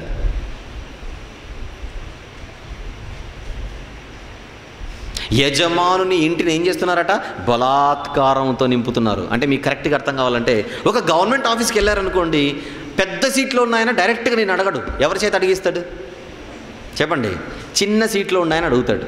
చిన్న సీట్లో ఉన్నోడు ఎవరు? ఆ యజమానుని కింద ఉన్నవాడు. ఈ కిందున్నోడు డోర్ ఓపెన్ చేసి, కిందున్నోడు ఏం చేస్తాడు చెప్పండి? బండి స్టార్ట్ చేస్తాడు. చేసి రావాల్సిందంతా తీసుకొని యజమానుని ఇంటిని ఏం చేస్తాడు చెప్పండి? బలాత్కారముతోనూ మోసముతోనూ. పెద్దవాళ్ళు తప్పు చేస్తుంటే చిన్నవాళ్ళు భాగస్వాములు అవుతున్నారు. మీరు ఈరోజు చూస్తున్నారేమో, ఆ రోజే ఉంది యూదాలో అది. దాని అర్థం తప్పు చేసే పెద్దవాళ్ళను వదలను, సహకరించే చిన్నవాళ్లను కూడా నేను వదలనుగాక వదలను. ఎప్పుడు? బలిదినమందు.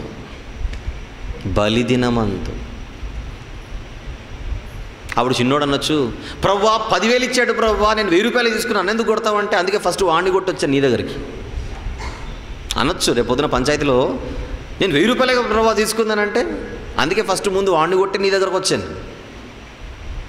నువ్వైతే 1000 తీసుకున్నావుగా. దేవుని తీర్పు. దేవుడు నరుని పైవేషము చూడడు. తప్పు చేస్తే పెద్దోడైనా తప్పే చెప్పండి, చిన్నోడైనా తప్పే. ఎందుకంటే ఎంత మునగాడైనా ఆయన ముందు చిన్నోడే.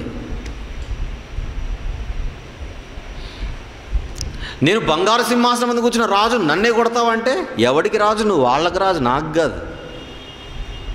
అంతేనా కదా? దేవుని దగ్గరకు వచ్చిన కింగ్ అంటే ఎలా? నువ్వు మొన్నయ్యావు కింగ్, ఆయన ఫస్ట్ నుంచి కింగ్. ఆయన దగ్గరకు వచ్చిన డబ్బాలు కొడితే ఎలా? మహా అంటే నువ్వు 10 ఏళ్ళు, 12 ఏళ్ళు, 20 ఏళ్ళు, 25 ఏళ్ళు, 30, 40. మనుషులు అంటాడు వచ్చి 55 అంటాడు. అంతే నీ చరిత్ర. దేవుడు నిరంతరము రాజై ఉన్నాడు. మరి ఆయన దగ్గరకు వచ్చి మాట్లాడతావేంటి నువ్వు?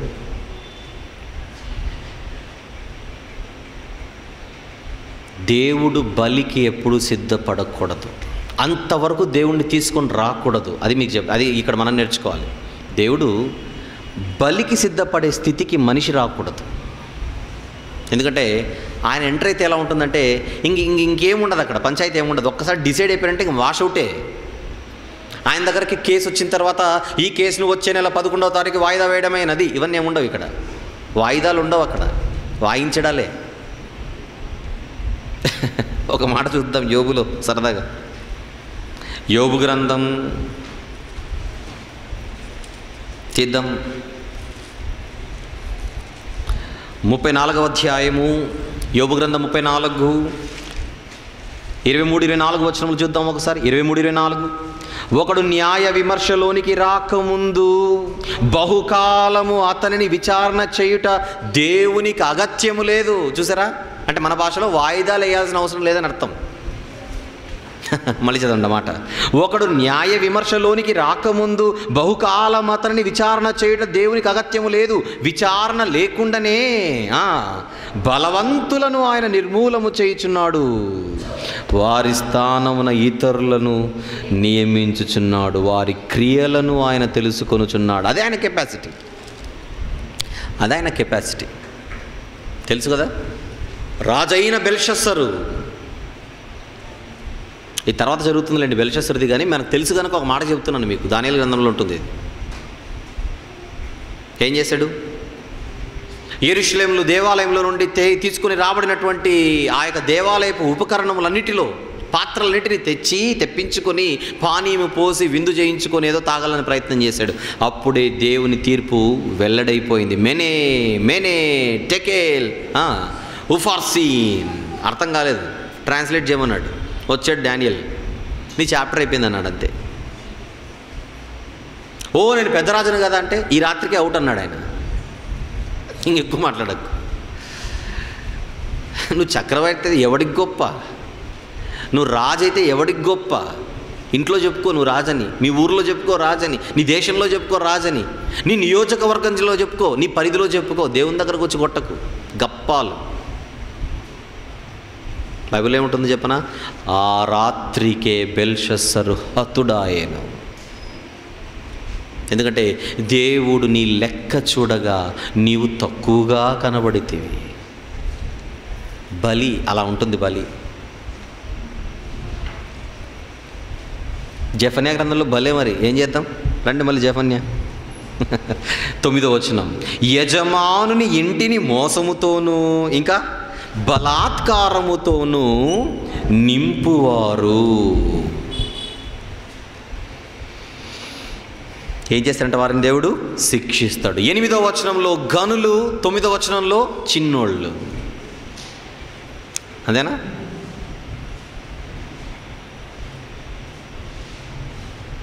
ఎనిమిదవ వచనంలో లోపలుండి ఆపరేట్ చేసేవారు, 9వ వచనంలో బయట ఉండి కోఆపరేట్ చేసేవాళ్ళు. ఎవరు నొదలను, ఎవరెవరు ఇన్వాల్వ్ అయ్యారో అందరిని లాగుతాను బయటికి. బలికి వైర్ లాగుతారేమో చూడండి. పాపం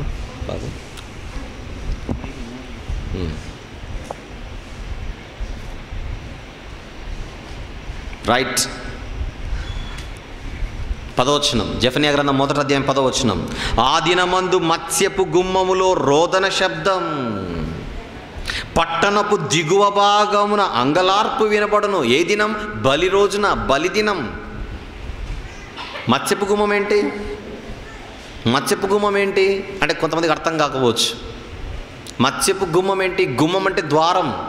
గుమ్మానికి కూడా మరొక పేరేంటి చెప్పండి? ద్వారం. మీకు అర్థం కావాలంటే ఒక మంచి మాట చెప్తాను, బాగా తెలిసిన మాట.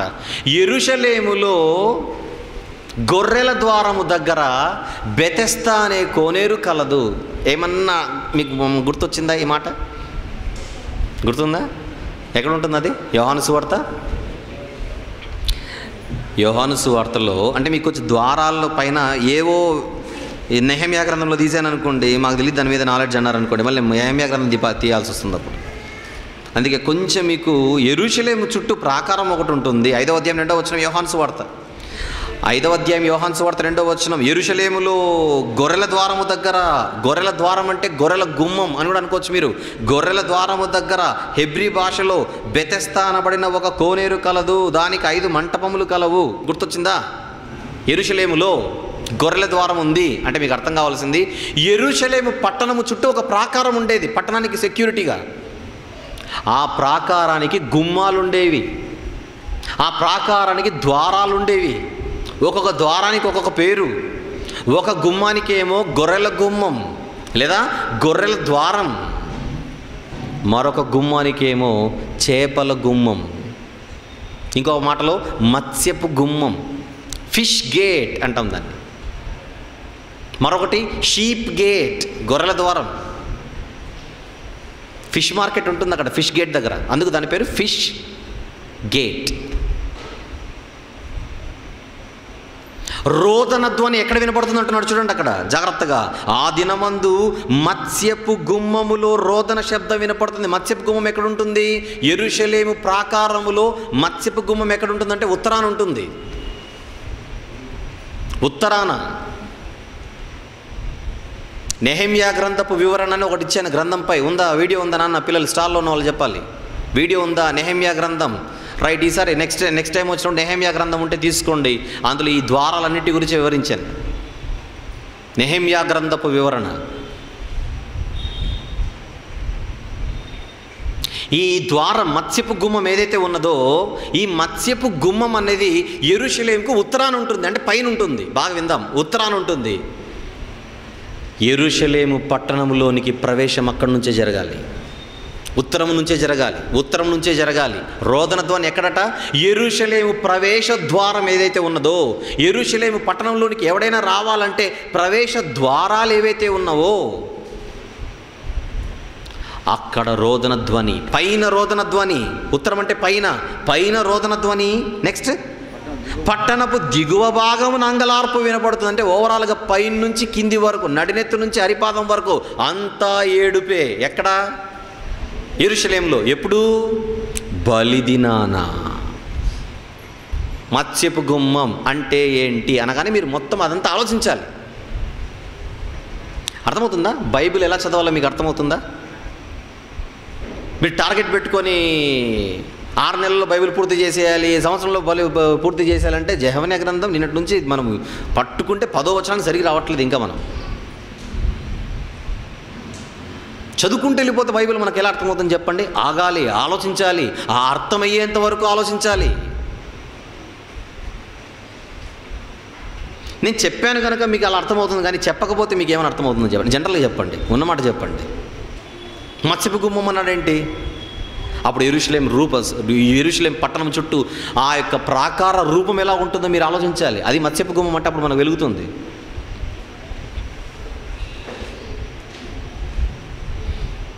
టైంకి బాగా తీశారు. నెహెమ్యా గ్రంథ వివరణ ఇదే ఇచ్చాను. అప్పుడు మత్స్యపు ద్వారం బాగా ఇచ్చారు. మత్స్యపు ద్వారం ఉంది చూడండి. ఇక్కడ మత్స్యపు గుమ్మం పైన కనపడుతుందా? పైన కనపడుతుందా? మత్స్యపు గుమ్మం అంటే మీకు కనపడకపోవచ్చు, ఉంది, తర్వాత నన్ను అడగండి, ఇస్తాను. ఇది ఉత్తరం పైన ఉంది. ఇక్కడ నుంచి రావాలి, ఎవడైనా లోపలికి రావాలంటే మత్స్యపు గుమ్మం. పట్టణము దిగువ భాగం ఇది కదా. ఇది పైన భాగం. పైన అంగలార్పు, కింద అంగలార్పు. పైన రోదన, కింద రోదన. ఓవరాల్గా పట్టణం అంతా ఏం వినపడుతుంది ఆ రోజు? రోదన. ధన్యవాద్. నెక్స్ట్, కొండల దిక్కు నుండి గొప్ప నాశనం వచ్చును. ఇదే యెహోవా వాక్కు. దేవుడు శిక్షిస్తే ఆయన పద్ధతులలో చాలా ఉన్నాయి. ఆయన దగ్గర, ఆయన మరణాయుధాలలో చాలా, ఆయన అంబుల పొదిలో అస్త్రాలు ఉంటాయి, బాణాలు ఉంటాయి. కొన్ని సందర్భాలు ఆయన వడగండ్ల చేత శిక్షిస్తాడు. నోహు తరంలో ఎవరిని వదిలాడు? నీళ్ళను వదిలాడు. లోతు తరంలో ఎవరిని వదిలాడు? అగ్నిని వదిలాడు. కొన్ని సందర్భాలలో భూకంపంతోనూ తుఫానుతోనూ, అంటే ప్రకృతిని వాడుకుంటాడు కొన్ని సందర్భాల్లో శిక్షించడానికి. అంటే మాటకు చెప్తాను, నీనెవే అనే పట్టణం ఉంది, అషూరు రాజధాని. నీనెవేను పడగొట్టడానికి కూడా దేవుడు మొట్టమొదట నీటిని వాడుకున్నాడు. నహూము గ్రంథపు వివరణ అని ఒకటి ఉంటుంది, అది వినండి. నీనెవేను ఎలా కొట్టాడో అక్కడ చెప్పాను. కొన్ని సందర్భాల్లో దేవుడు ఒక జనాంగాన్ని కొట్టడానికి మరొక జనాంగాన్ని వాడుకుంటాడు. అదే చెప్పాను. ఉత్తర రాజ్యం ఉంది. ఇందాక 10 గోత్రాల వారి గురించి చెప్పాను. ఉత్తర రాజ్యం, నార్థరన్ కింగ్డమ్, ఇస్రాయేలును దెబ్బ కొట్టడానికి ఎవరిని వాడుకున్నాడని చెప్పాను ఇందాక. క్రీస్తుపూర్వం 722లో అష్షూరియులను. ఆ రోజు అష్షూరియులను వాడుకున్నాడు దేవుడు. ఇప్పుడు యూదులను దెబ్బతీయడానికి దేవుడు వాడుకోబోతున్న జనాంగమే బబులోనీయులు. అది ఇక్కడ 10వ వచనంలో మీకు కనబడుతున్న మాట. కొండల దిక్కు నుండి ఏమొస్తుందట? గొప్ప గొప్ప నాశనం వచ్చును. ఎవరి రూపంలో? ఆ నాశనం ఎవరి రూపంలో? దేవుడు నిలబెట్టబోతున్న బబులోనీయులు, దేవుడు వాడుకోబోతున్న బబులోనీయులు. యూదా మీదికి దాడికి దేవుడు సిద్ధపరుస్తున్నాడు. త్వరలో జరగబోతోంది. అది చెబుతున్నాడు ఈ ప్రవక్త. ఎప్పుడైతే వాళ్ళు వస్తారో, యూదా పరిసర ప్రాంతాలు, యూదాలో ఆ ప్రాంతం అంతా ఎలా ఉంటుందో 11వ వచనం, కనానీయులందరూ నాశనం అయిపోతారు. అప్పుడు ప్రవక్త ముందే చూసేస్తున్నాడు, భవిష్యత్తును చూస్తున్నాడు. నాశనం ఐరి ముందే చూస్తున్నాడు. ఇంకా ద్రవ్యము సమకూర్చుకొనిన వారందరూ ఏముంది, నిర్మూలము చేయబడిరి గనుక మక్తేషు లోయ నివాసులారా అంగలార్చుడి. అంటే ఇదంతా ఏందనుకుంటున్నారు? వ్యాపార లావాదేవీలు జరిగే ప్రాంతం మక్తేషు. అంటే మక్తేషు అనే ప్రాంతం ఏం ప్రాంతం చెప్పండి? ఎక్కువ బిజినెస్ ఓరియంటెడ్ ప్లేస్. అది వ్యాపార కేంద్రం, వ్యాపార అడ్డా. కనాను ప్రాంతమే కదా ఇదంతా కూడా. కనానీయులు, కనాను దేశమే కదా దేవుడు వాళ్ళకి ఇచ్చింది ఇశ్రాయేలీయులకి. అందుకే కనానీయులను పిలిచాడు అక్కడ. కనానీయులందరూ నాశనమైరి, ద్రవ్యము సమకూర్చుకుని వారందరూ నిర్మూలము చేయబడిరి గనుక మక్తేషు లోయ నివాసులారా అంగలార్చండి. ఇప్పుడేదో బిజినెస్ బాగా జరుగుతోంది, మా ఊరికి డోకా లేదనుకుంటున్నారేమో మీరు. ఎప్పుడైతే దేవుడు నిర్ణయించిన దినము జరగబోతోందో, ఎప్పుడైతే దేవుడు నిర్ణయించిన బలిదినం రాబోతోందో, ఆ రోజు మొత్తం వ్యాపారం కుప్పకూలిపోతుంది. అంటే మీకు మన భాషలో చెప్పాలంటే స్టాక్ మార్కెట్ మొత్తం కుప్పకూలిపోతుంది త్వరలో అని అర్థం.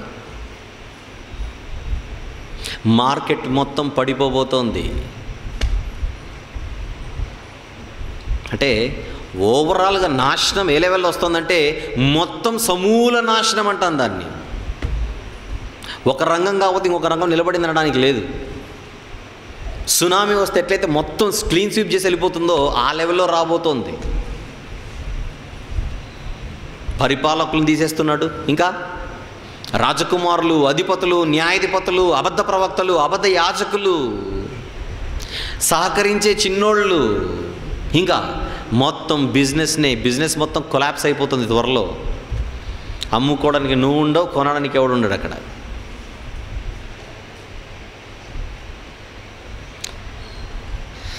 పన్నెండవ వచనం ముఖ్యమైంది. 12వ వచనం కూడా చూద్దాం. ఆ కాలమున నేను దీపములు పట్టుకొని యెరూషలేమును పరిశోధిస్తాను. అంటే దేవునికి లైట్ అవసరం లేదు, కానీ మనకు అర్థం కావడానికి చెప్పాడు. దీపాలంటే క్యాండిల్.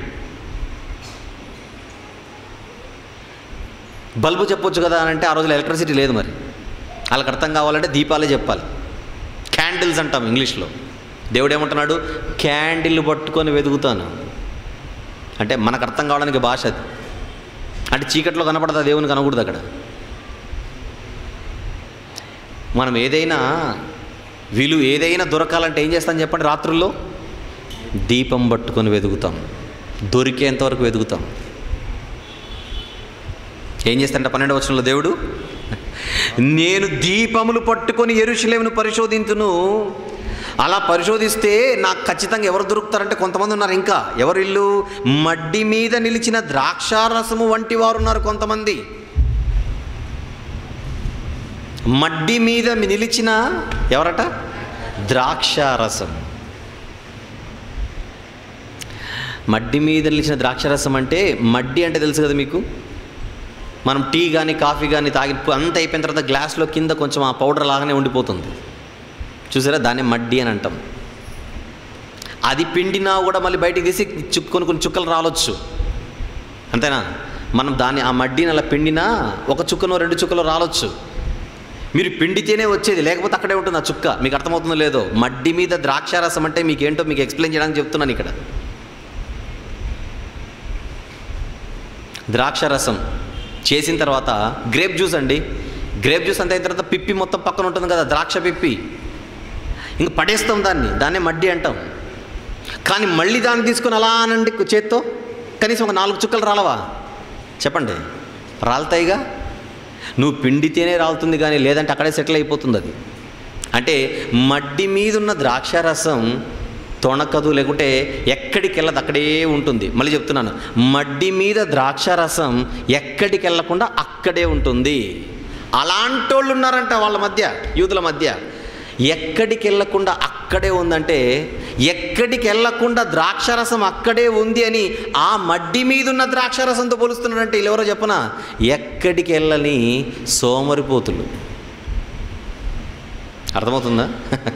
మడ్డి మీద ఏముంది అక్కడ, నిలిచిన ద్రాక్షారసం వంటి వారై.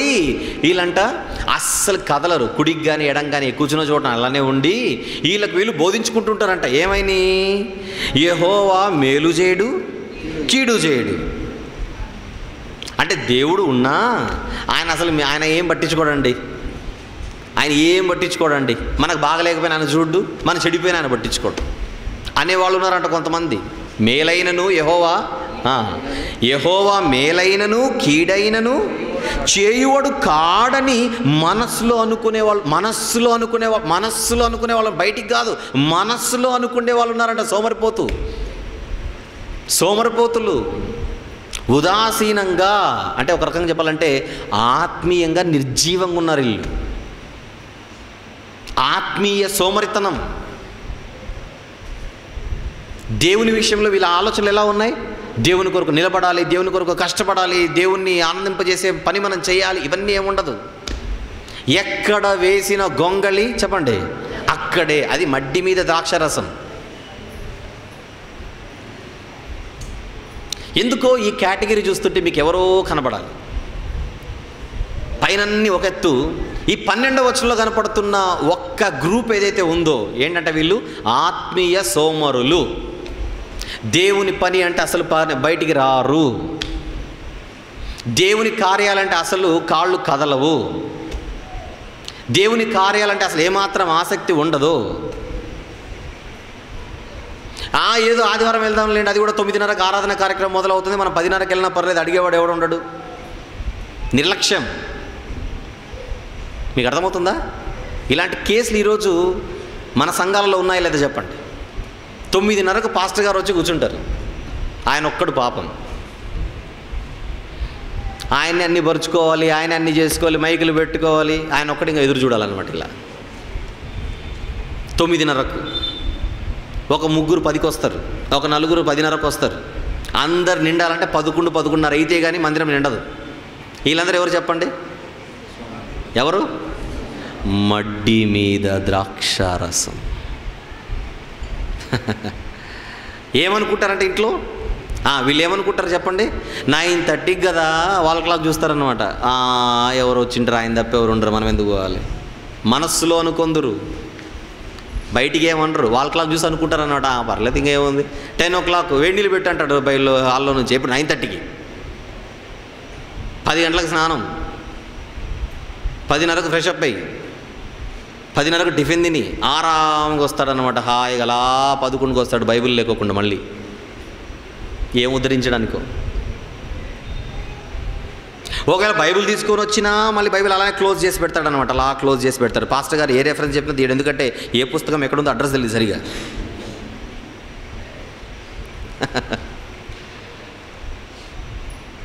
విలాప వాక్యములు 2వ అధ్యాయం అనగానే కొత్త నిబంధనలు ఎదుగుతుంటాడు. ఇక్కడ ఎప్పుడు దొరకాలి విలాప వాక్యములు, కొత్త నిబంధనలు? అంటే చాలామందికి అసలు ఇలాంటి పుస్తకం ఒకటి ఉందని కూడా తెలియదు. వీళ్ళందరూ ఎవరు చెప్పండి? మడ్డి మీద ద్రాక్షారసం అంటారు. ఆత్మీయ కదలిక ఉండదు.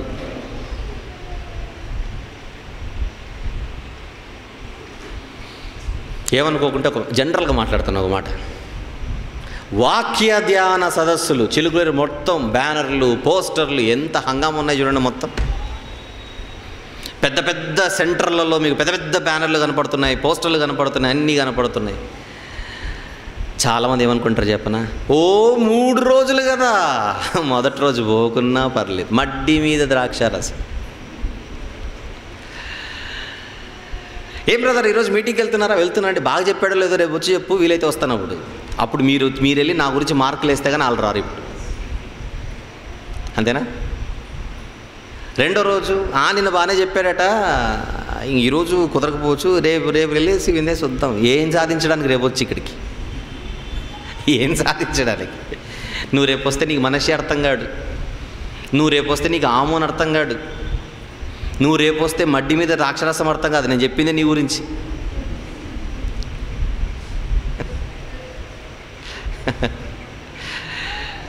ఆత్మీయ ఉదాసీనత, ఆత్మీయ నిర్లక్ష్యం, ఆత్మీయ సోమరితనం. ఏమవుతుంది రేపు వెళ్దామని నువ్వు మనసులో అనుకుంటివే, ద్రాక్షారసమా. మూడో రోజు వెళ్దామని నువ్వు మూడు మార్చుకుంటివే, ఓ మడ్డి మీద ద్రాక్షారసమా.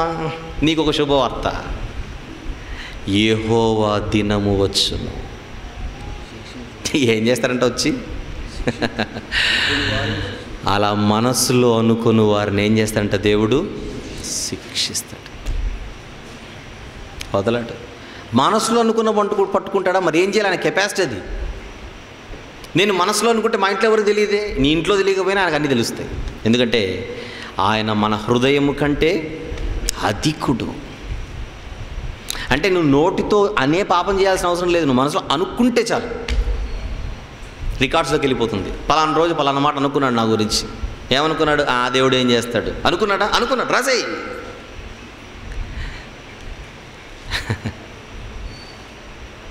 వెళ్ళకుంటే ఏమవుతుందండి? ఆఫీస్కి వెళ్ళకపోతే జీతం కట్ అవుతుంది, స్కూల్కి వెళ్ళకపోతే ఫైన్లు వేస్తారు, హెల్మెట్ పెట్టుకోకపోతే 100 రూపాయలు పోతుంది, చర్చికి వెళ్ళకపోతే ఏమవుతే ఎందుకు? యెహోవా మేలైనను వెళ్తే మనకు వచ్చేది లేదు, పోకపోతే పోయేది లేదు.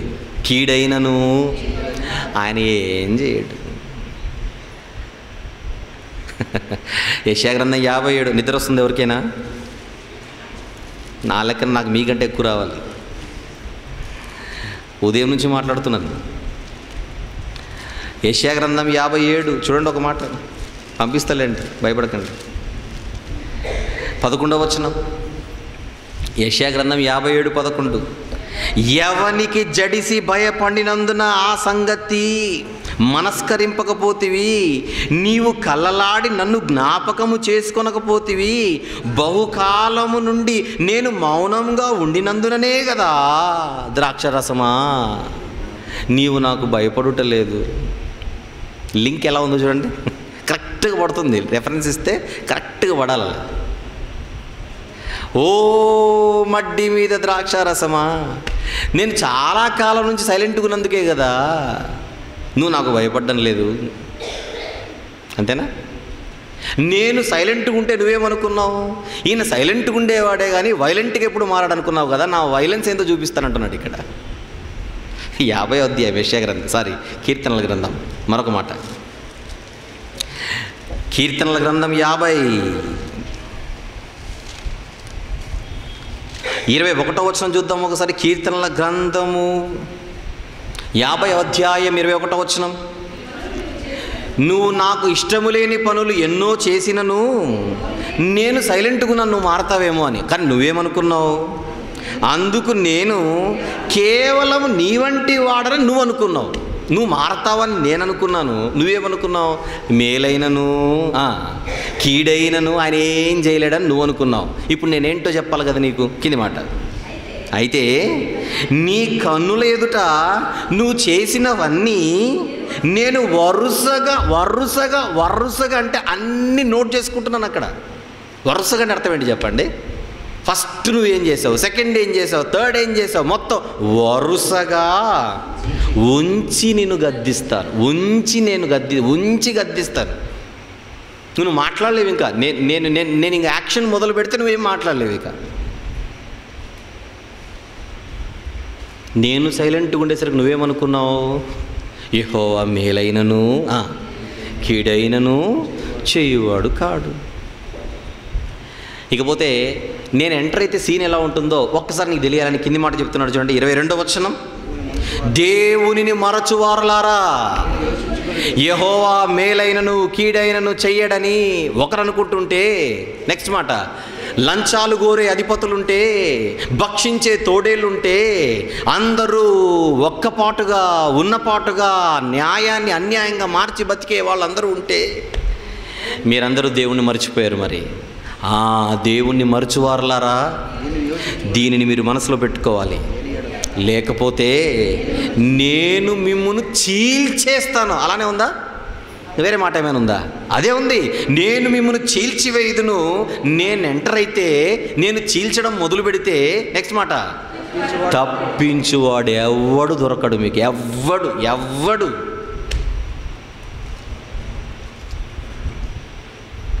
అది దేవుడు.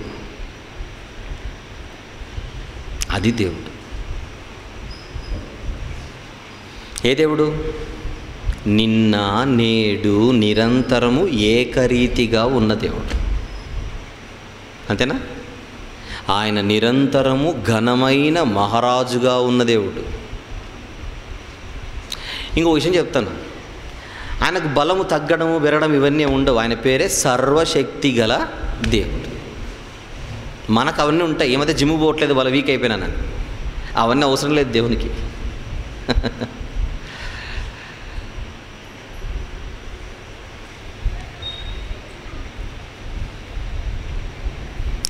ప్రియమైన దేవుని వర్లారా,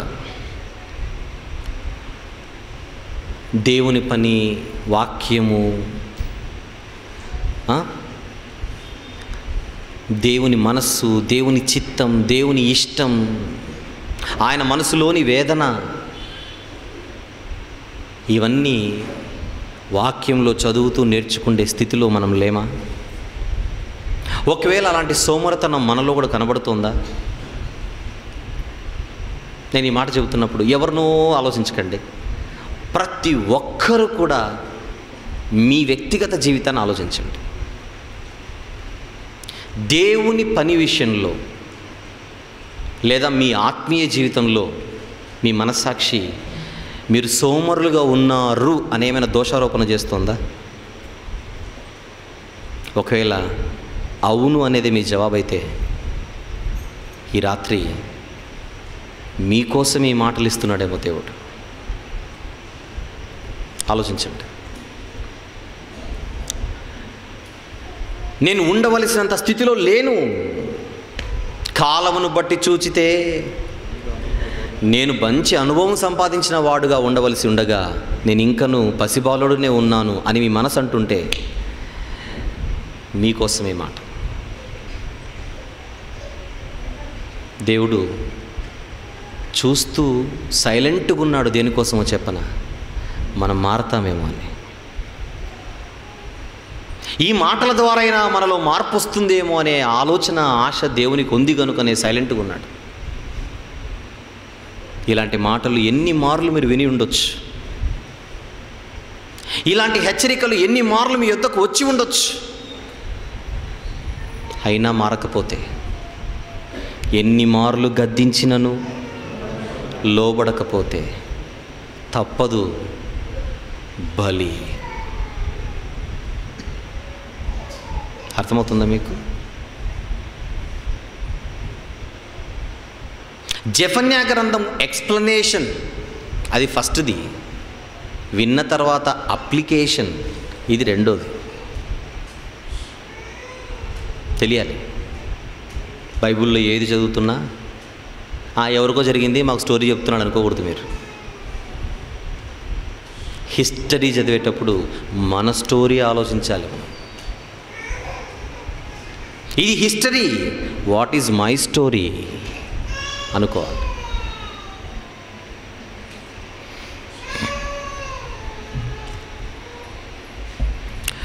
ఈరోజు ముగింపులోనికి వెళ్దాం.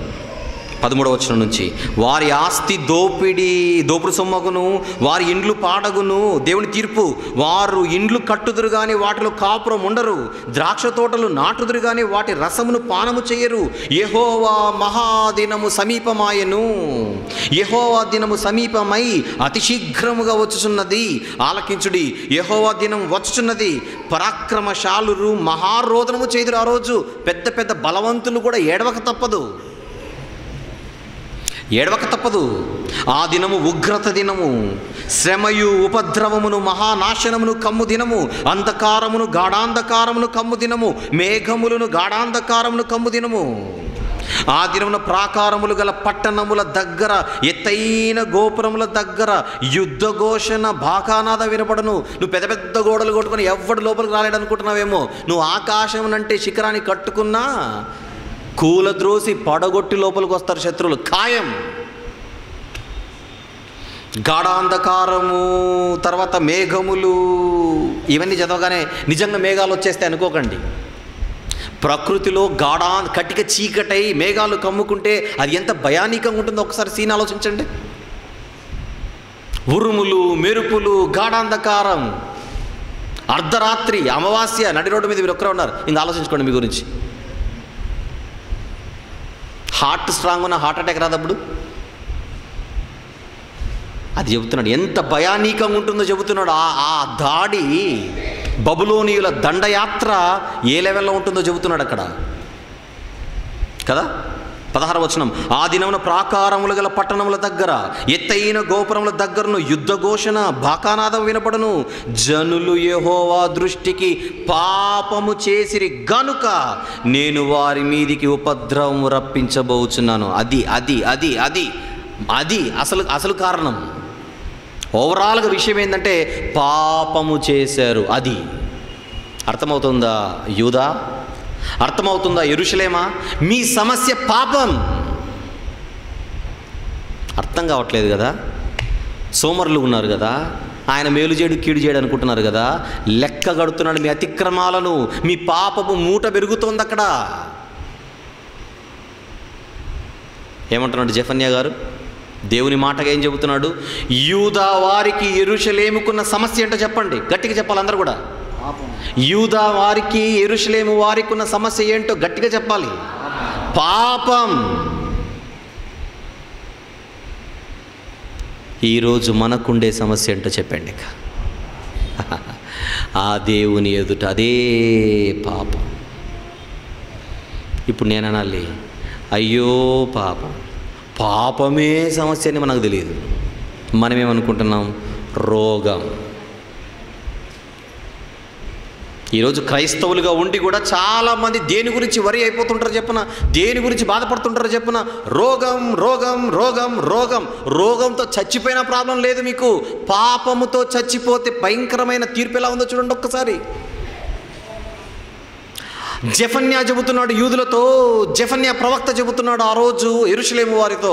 ఈరోజు జెఫన్యా మాటలు, దేవుడు చెప్పిన మాటలుగా నేను చదువుతూ దేవుని సేవకుడుగా ఈరోజు నేను చెబుతున్న మాట, మనకు సమస్య రోగం కాదు. చెప్పండి, పాపం. రోగముతో మహా అంటే మీరు సమాధి వరకే వెళ్తారు, పాపముతో అయితే నరకం వరకు వెళ్తారు. మీరందరూ విఘ్నులే కనుక పెద్ద సమస్య ఏంటో డిసైడ్ అయిపోండి. కానీ చాలామంది దేవుని దగ్గరికి ఎందుకు వస్తున్నారో చెప్పండి? రోగాలు పోవాలి, రోగాలు పోవాలి, రోగాలు పోవాలి, రోగాలు పోవాలి. పోకపోతే రారా? పోదండి రారా? ఉంటే ఏమవుతుందంటే మహా అంటే చస్తారు, అంతకంటే ఏం జరగదు. కానీ మీ సమస్య పాపంగా, పాపము పోగొట్టుకోవడానికి రారా?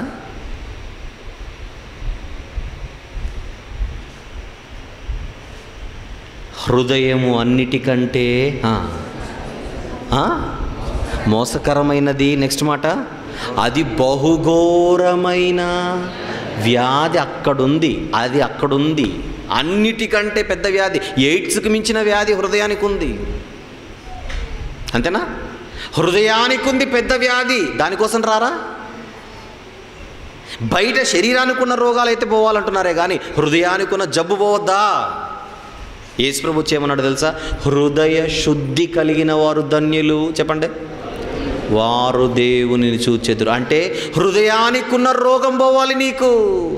శరీరానికి ఉన్న రోగం పోగొట్టుకోవడానికి వస్తుంటావు నువ్వు ప్రతిసారి. అయ్యగారు ప్రార్థన చేయండి, ఏమొచ్చింది? జ్వరం వచ్చింది. నేను ప్రార్థన చేస్తాను, పోతుంది. వచ్చే వారం రాదా?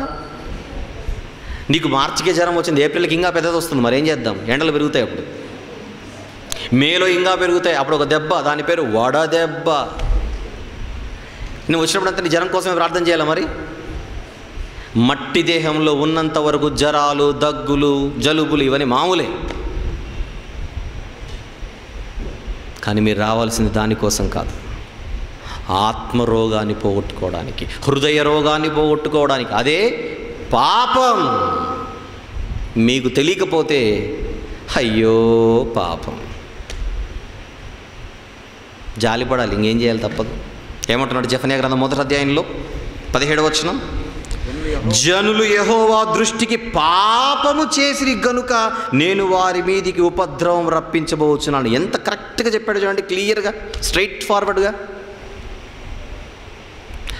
నా ఉపద్రవం వచ్చినప్పుడు ఏమైపోతుంది, వారు గ్రుడ్డి వారి వలె నడిచారు. ఏం జరుగుతుందో కూడా తెలియదు వాళ్ళకి, ఎక్కడి నుంచి ఏ దాడి జరుగుతుందో కూడా తెలియదు. వారి రక్తము దుమ్ము వలె కారును, వారి మాంసము పెంట వలె పారవేయబడును. యెహోవా ఉగ్రత దినమున తమ వెండి బంగారములు వారిని తప్పించలేకపోవును. రోషాగ్ని చేత భూమి అంతయు దహింపబడును. హఠాత్తుగా ఆయన భూనివాసులనందరినీ సర్వనాశనము చేయబోచున్నాడు. భూనివాసులందరినీ అంటే మొత్తం అనుకోకండి, అక్కడ ఇమ్మీడియట్ ఫ్యూచర్ గురించి ఆలోచిస్తే జెఫన్యా గారు చెబుతున్నది మొత్తం ప్రపంచం అంతటిని కాదు. ఆ సందర్భంలో ఇమ్మీడియట్ ఫ్యూచర్ అంటే యూదావారు, యెరూషలేం వారు, తర్వాత కింద 2వ అధ్యాయంలో మీకు మరొక 5 జనాంగాలు ఉన్నారు. రేపు చెప్తాను, మరొక 5 జనాంగాలు ఉన్నారు, రేపు వాళ్ళు వస్తారు. ఆ ఉపద్రవం ఎంత భయంకరంగా ఉందో చెప్పడానికి ఆ లెవెల్లో చెప్పాడు అక్కడ, భూనివాసులందరూ అని. దేవుడు ఎంటర్ అయితే ఎవ్వడు నిలబడడు అని చెప్పడానికి ఆయన మాట్లాడుతున్న మెటఫోరిక్ లాంగ్వేజ్ అది, అలంకార రూపకమైనటువంటి అది. నెబుకద్నెజరుకి కల వచ్చింది, అందులో ఆకాశమునంటే ఒక పెద్ద వృక్షం, ఆ కొమ్మలు ఆకాశానికి వెళ్ళిపోతున్నాయట. నిజంగా ఆకాశం తగులుతాయేంటి? అది మహావృక్షము, విస్తారమైన కొమ్మలు కలిగినటువంటిది అని చెప్పడానికి ఆ లెవెల్లో చూపించాడు దర్శనంలో. ఇక్కడ అదే చెప్తున్నాడు.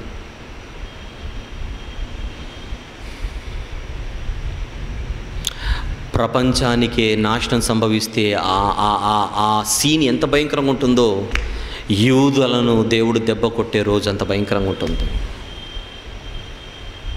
అంత భయంకరంగా ఉంటుంది. వారు చేసిందేంటి? పాపం. దేవుణ్ణి ఏం చేశారు? తక్కువ అంచనా వేశారు. దేవుణ్ణి ఏం చేశారు చెప్పండి? తక్కువ అంచనా వేశారు. ఏం చేస్తాడులే. ఎవరు తక్కువ అంచనా వేశారు? పెద్దోడు నుంచి చిన్నోడి వరకు అందరు అదే చేశారు. దేవుడు అంటే తెలియనోడి నుంచి దేవుడు అంటే తెలిసినవాడు కూడా, ప్రవక్త, యాజకుడు, అందరు అదే తప్పు చేశారు.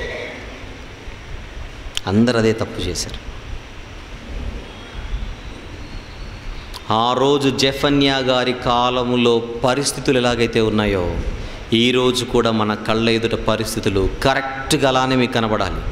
అధిపతులను చూడండి, రాజులను చూడండి, న్యాయాధిపతులను చూడండి, పెద్ద పెద్ద కార్యాలయాలలో బహుమానాలు, లంచాలు కోరే చిన్న చిన్న వాళ్ళని చూడండి. ఆ దేవుడు ఏం చేయడండి అనే నిర్లక్ష్యాన్ని చూపే జనాంగాన్ని చూడండి. ఇవన్నీ మన కళ్ళెదురుగున్నాయో లేదా చెప్పండి. ఆ రోజు పరిస్థితులు ఎలాగైతే ఉన్నాయో, ఈరోజు కూడా పరిస్థితులు అక్షరాల అలాగనే ఉన్నాయి. ఇప్పుడు మీకేమర్థం కావాలి? ఆ పరిస్థితులు అలాగుంటే దేవుడు ఏమైపోతుంటాడు? అక్కడ బలికి సిద్ధపడుతుంటాడు. ఆ రోజు బలికి ఎందుకు సిద్ధపడ్డాడో మీకు అర్థమైతే, ఈరోజు ఆయన బలికి ఎందుకు సిద్ధపడకూడదో మీరు చెప్పండి. అర్థమైంది నా ప్రశ్న? పరిస్థితులు ఇలా ఉన్నప్పుడు ఆయన బలికి సిద్ధపడ్డాడు గతం. అలాంటి పరిస్థితుల్లో ఈరోజు ఉన్నప్పుడు ఆయన బలికి ఎందుకు సిద్ధపడడో, ఎందుకు సిద్ధపడకూడదో మీరు చెప్పండి.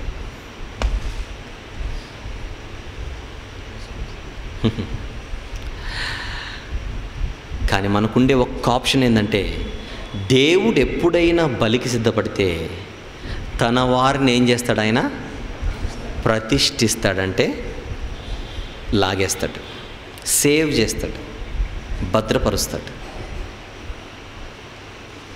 చరిత్రలో ఎప్పుడైనా జరిగిందా? జరిగింది. ఎవరు రక్షింపబడ్డారు? నోవహు కుటుంబం, తర్వాత లోతు తన కుటుంబం. ఈరోజు పరిస్థితులు అలాగనే ఉంటే, నోవహు దినములలో ఉన్నట్టుగానే మనుష్య కుమారుని దినములలోనూ ఉండును, లోతు దినములలో ఉన్నట్టుగానే మనుష్య కుమారుని దినములలోనూ ఉండును. మరి ఆయన మహా ఉగ్రత భూనివాసులపై పడకముందు పడిన రోజున మనము బలి కాకూడదంటే మనం అర్జెంటుగా ఏం చేయాలి చెప్పండి? తన వారిగా నోవహు వలె, తన వారిగా లోతు వలె నీతిమంతుల జాబితాలో ఉండడం అవసరమని నేను చెప్పను, కానీ అత్యవసరమని మాత్రం గట్టిగా చెబుతాను. అర్ధరాత్రి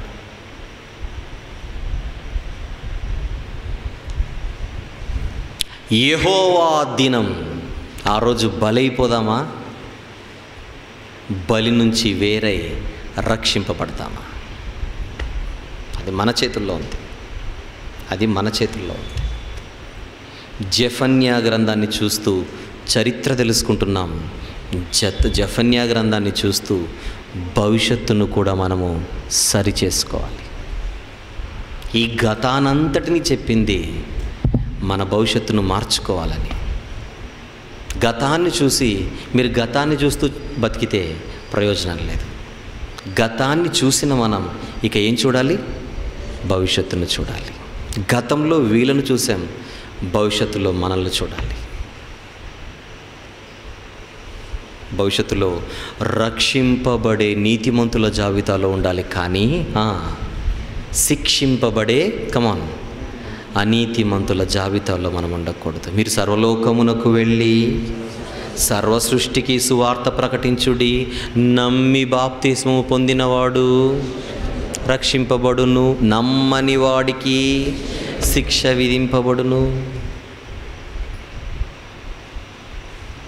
ఇక్కడ కూర్చున్న మీలో ఇంకా కొంతమంది బాప్తిసం తీసుకోలేదు కదా?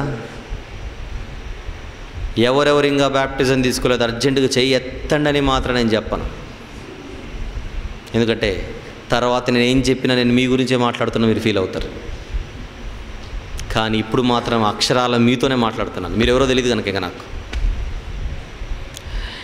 ఇన్ని మాటలు వింటున్నా మీరు ఇంకా మీ పాపాలు కడుగుకోవడానికి, మీ పాపమే సమస్య అని చెప్పాను, పాపాలు కడుక్కొని పాపక్షమాపణ నిమిత్తము మీరు బాప్తిస్మము తీసుకోకపోతే, అలాంటి స్థితిలోనే మీరు మరణిస్తే,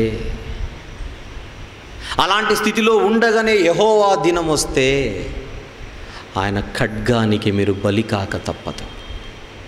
ఆ రోజు తప్పించువాడెవడును లేకపోవు. అమ్మయ్య మేము బ్యాప్టిజం తీసుకున్నామని నవ్వుకుంటున్నారు కదా కొంతమంది. అయితే మీ దగ్గరకు వస్తాను. తీసుకొని దేవుని కొరిగింది ఏముందో చెప్పండి. తీసుకుని ఇంటికి వెళ్ళిపోయి కూర్చున్నారే కానీ తీసుకున్న తర్వాత మీ కర్తవ్యం, మీ బాధ్యత ఆత్మీయంగా ఒకటి ఉందని దేవుని వాక్యం నేర్చుకుంటూ ఆ వాక్య ప్రకారంగా బ్రతుకుతూ మన హృదయాలు దేవుని ఎదుట పవిత్రంగా నిలబెట్టుకొని అనేక మందిని దేవుని రాజ్యంలోనికి తీసుకొని రావాలనే ప్రయత్నము చేయకుండా మడ్డి మీద ద్రాక్షారసము వలె చాలామంది బ్యాప్టిజం తీసుకున్న తర్వాత కూడా బతుకుతున్నారుగా. అలాంటి స్థితిలో ఒకవేళ మీరు కూడా మీకు కనబడితే ఈ రాత్రి దేవుడు మీతో మాట్లాడుతున్న మాటగా దీన్ని స్వీకరించండి, హెచ్చరికగా స్వీకరించండి. లోపలికి వచ్చిన తర్వాత కరెక్ట్గా ఉండడానికి ప్రయత్నం చేయండి. అటు బాప్తిస్ము తీసుకొనని వారికి, అటు బ్యాప్టిజం తీసుకున్న వారికి, అందరి కోసం జెఫన్యా గ్రంథపు వివరణలో ఈ 2వ భాగంలో దేవుడు మనకు సూటిగా మనలందరినీ హెచ్చరిస్తూ మనకు నేర్పుతున్న పాఠాలు ఇవి. ప్రతి ఒక్కరు కూడా నా కోసం అని స్వీకరించి ఈ మాటలను గౌరవించి మీ ఆత్మీయ జీవితాన్ని బలపరుచుకోవాలి. ఖచ్చితంగాని ఆలోచించమని, చేయవలసిన దానిని ఆచరించమని మనస్ఫూర్తిగా కోరుచు ఈ జెఫన్యా గ్రంథపు 2వ భాగాన్ని, ఈ వివరణలోని ఈ 2వ భాగాన్ని ఇక్కడితో ముగిస్తున్నాను. రేపు ముగింపు భాగం మిస్ అవ్వకండి. Thank you. ఇకపోతే ఒక చిన్న మాట. చిలుకలూరుపేటలో ప్రతి నెల ఇలాంటి వాక్య ట్రూ విజ్డమ్ మినిస్ట్రీస్ లో భాగమైన ట్రూ విజ్డమ్ ట్రైనింగ్ సెంటర్ 6 సంవత్సరాల నుండి 19 సంవత్సరాల వయసు గల పిల్లలకు రెగ్యులర్ ఎడ్యుకేషన్ తో పాటు బైబిల్ ఎడ్యుకేషన్ ని కూడా అందిస్తున్నది. వీటి వివరములు మరియు మా ఇతర పరిచర్య వివరములను మా అఫీషియల్ వెబ్సైట్ www.truewisdomtv.com లో పొందగలరు. బ్రదర్ ఆర్ వంశీ గారు మాట్లాడిన ఎన్నో అద్భుతమైన ప్రసంగాల డివిడీలు సిద్ధంగా ఉన్నాయి. డివిడీల కోసం మీరు సంప్రదించవలసిన ఫోన్ నంబర్లు 04065554355 లేదా 8106882392. గమనిక, ప్రతి ఆదివారము మధ్యాహ్నము 2:30 నుండి 5 గంటల వరకు ఇంగ్లీష్ ఆరాధన కార్యక్రమము మరియు ప్రతి ఆదివారము సాయంత్రము 5:30 నుండి తెలుగు ఆరాధన కార్యక్రమము YMCA సెకండరీ బ్యాండ్ నందు జరుగును. అందరూ ఆహ్వానితులే.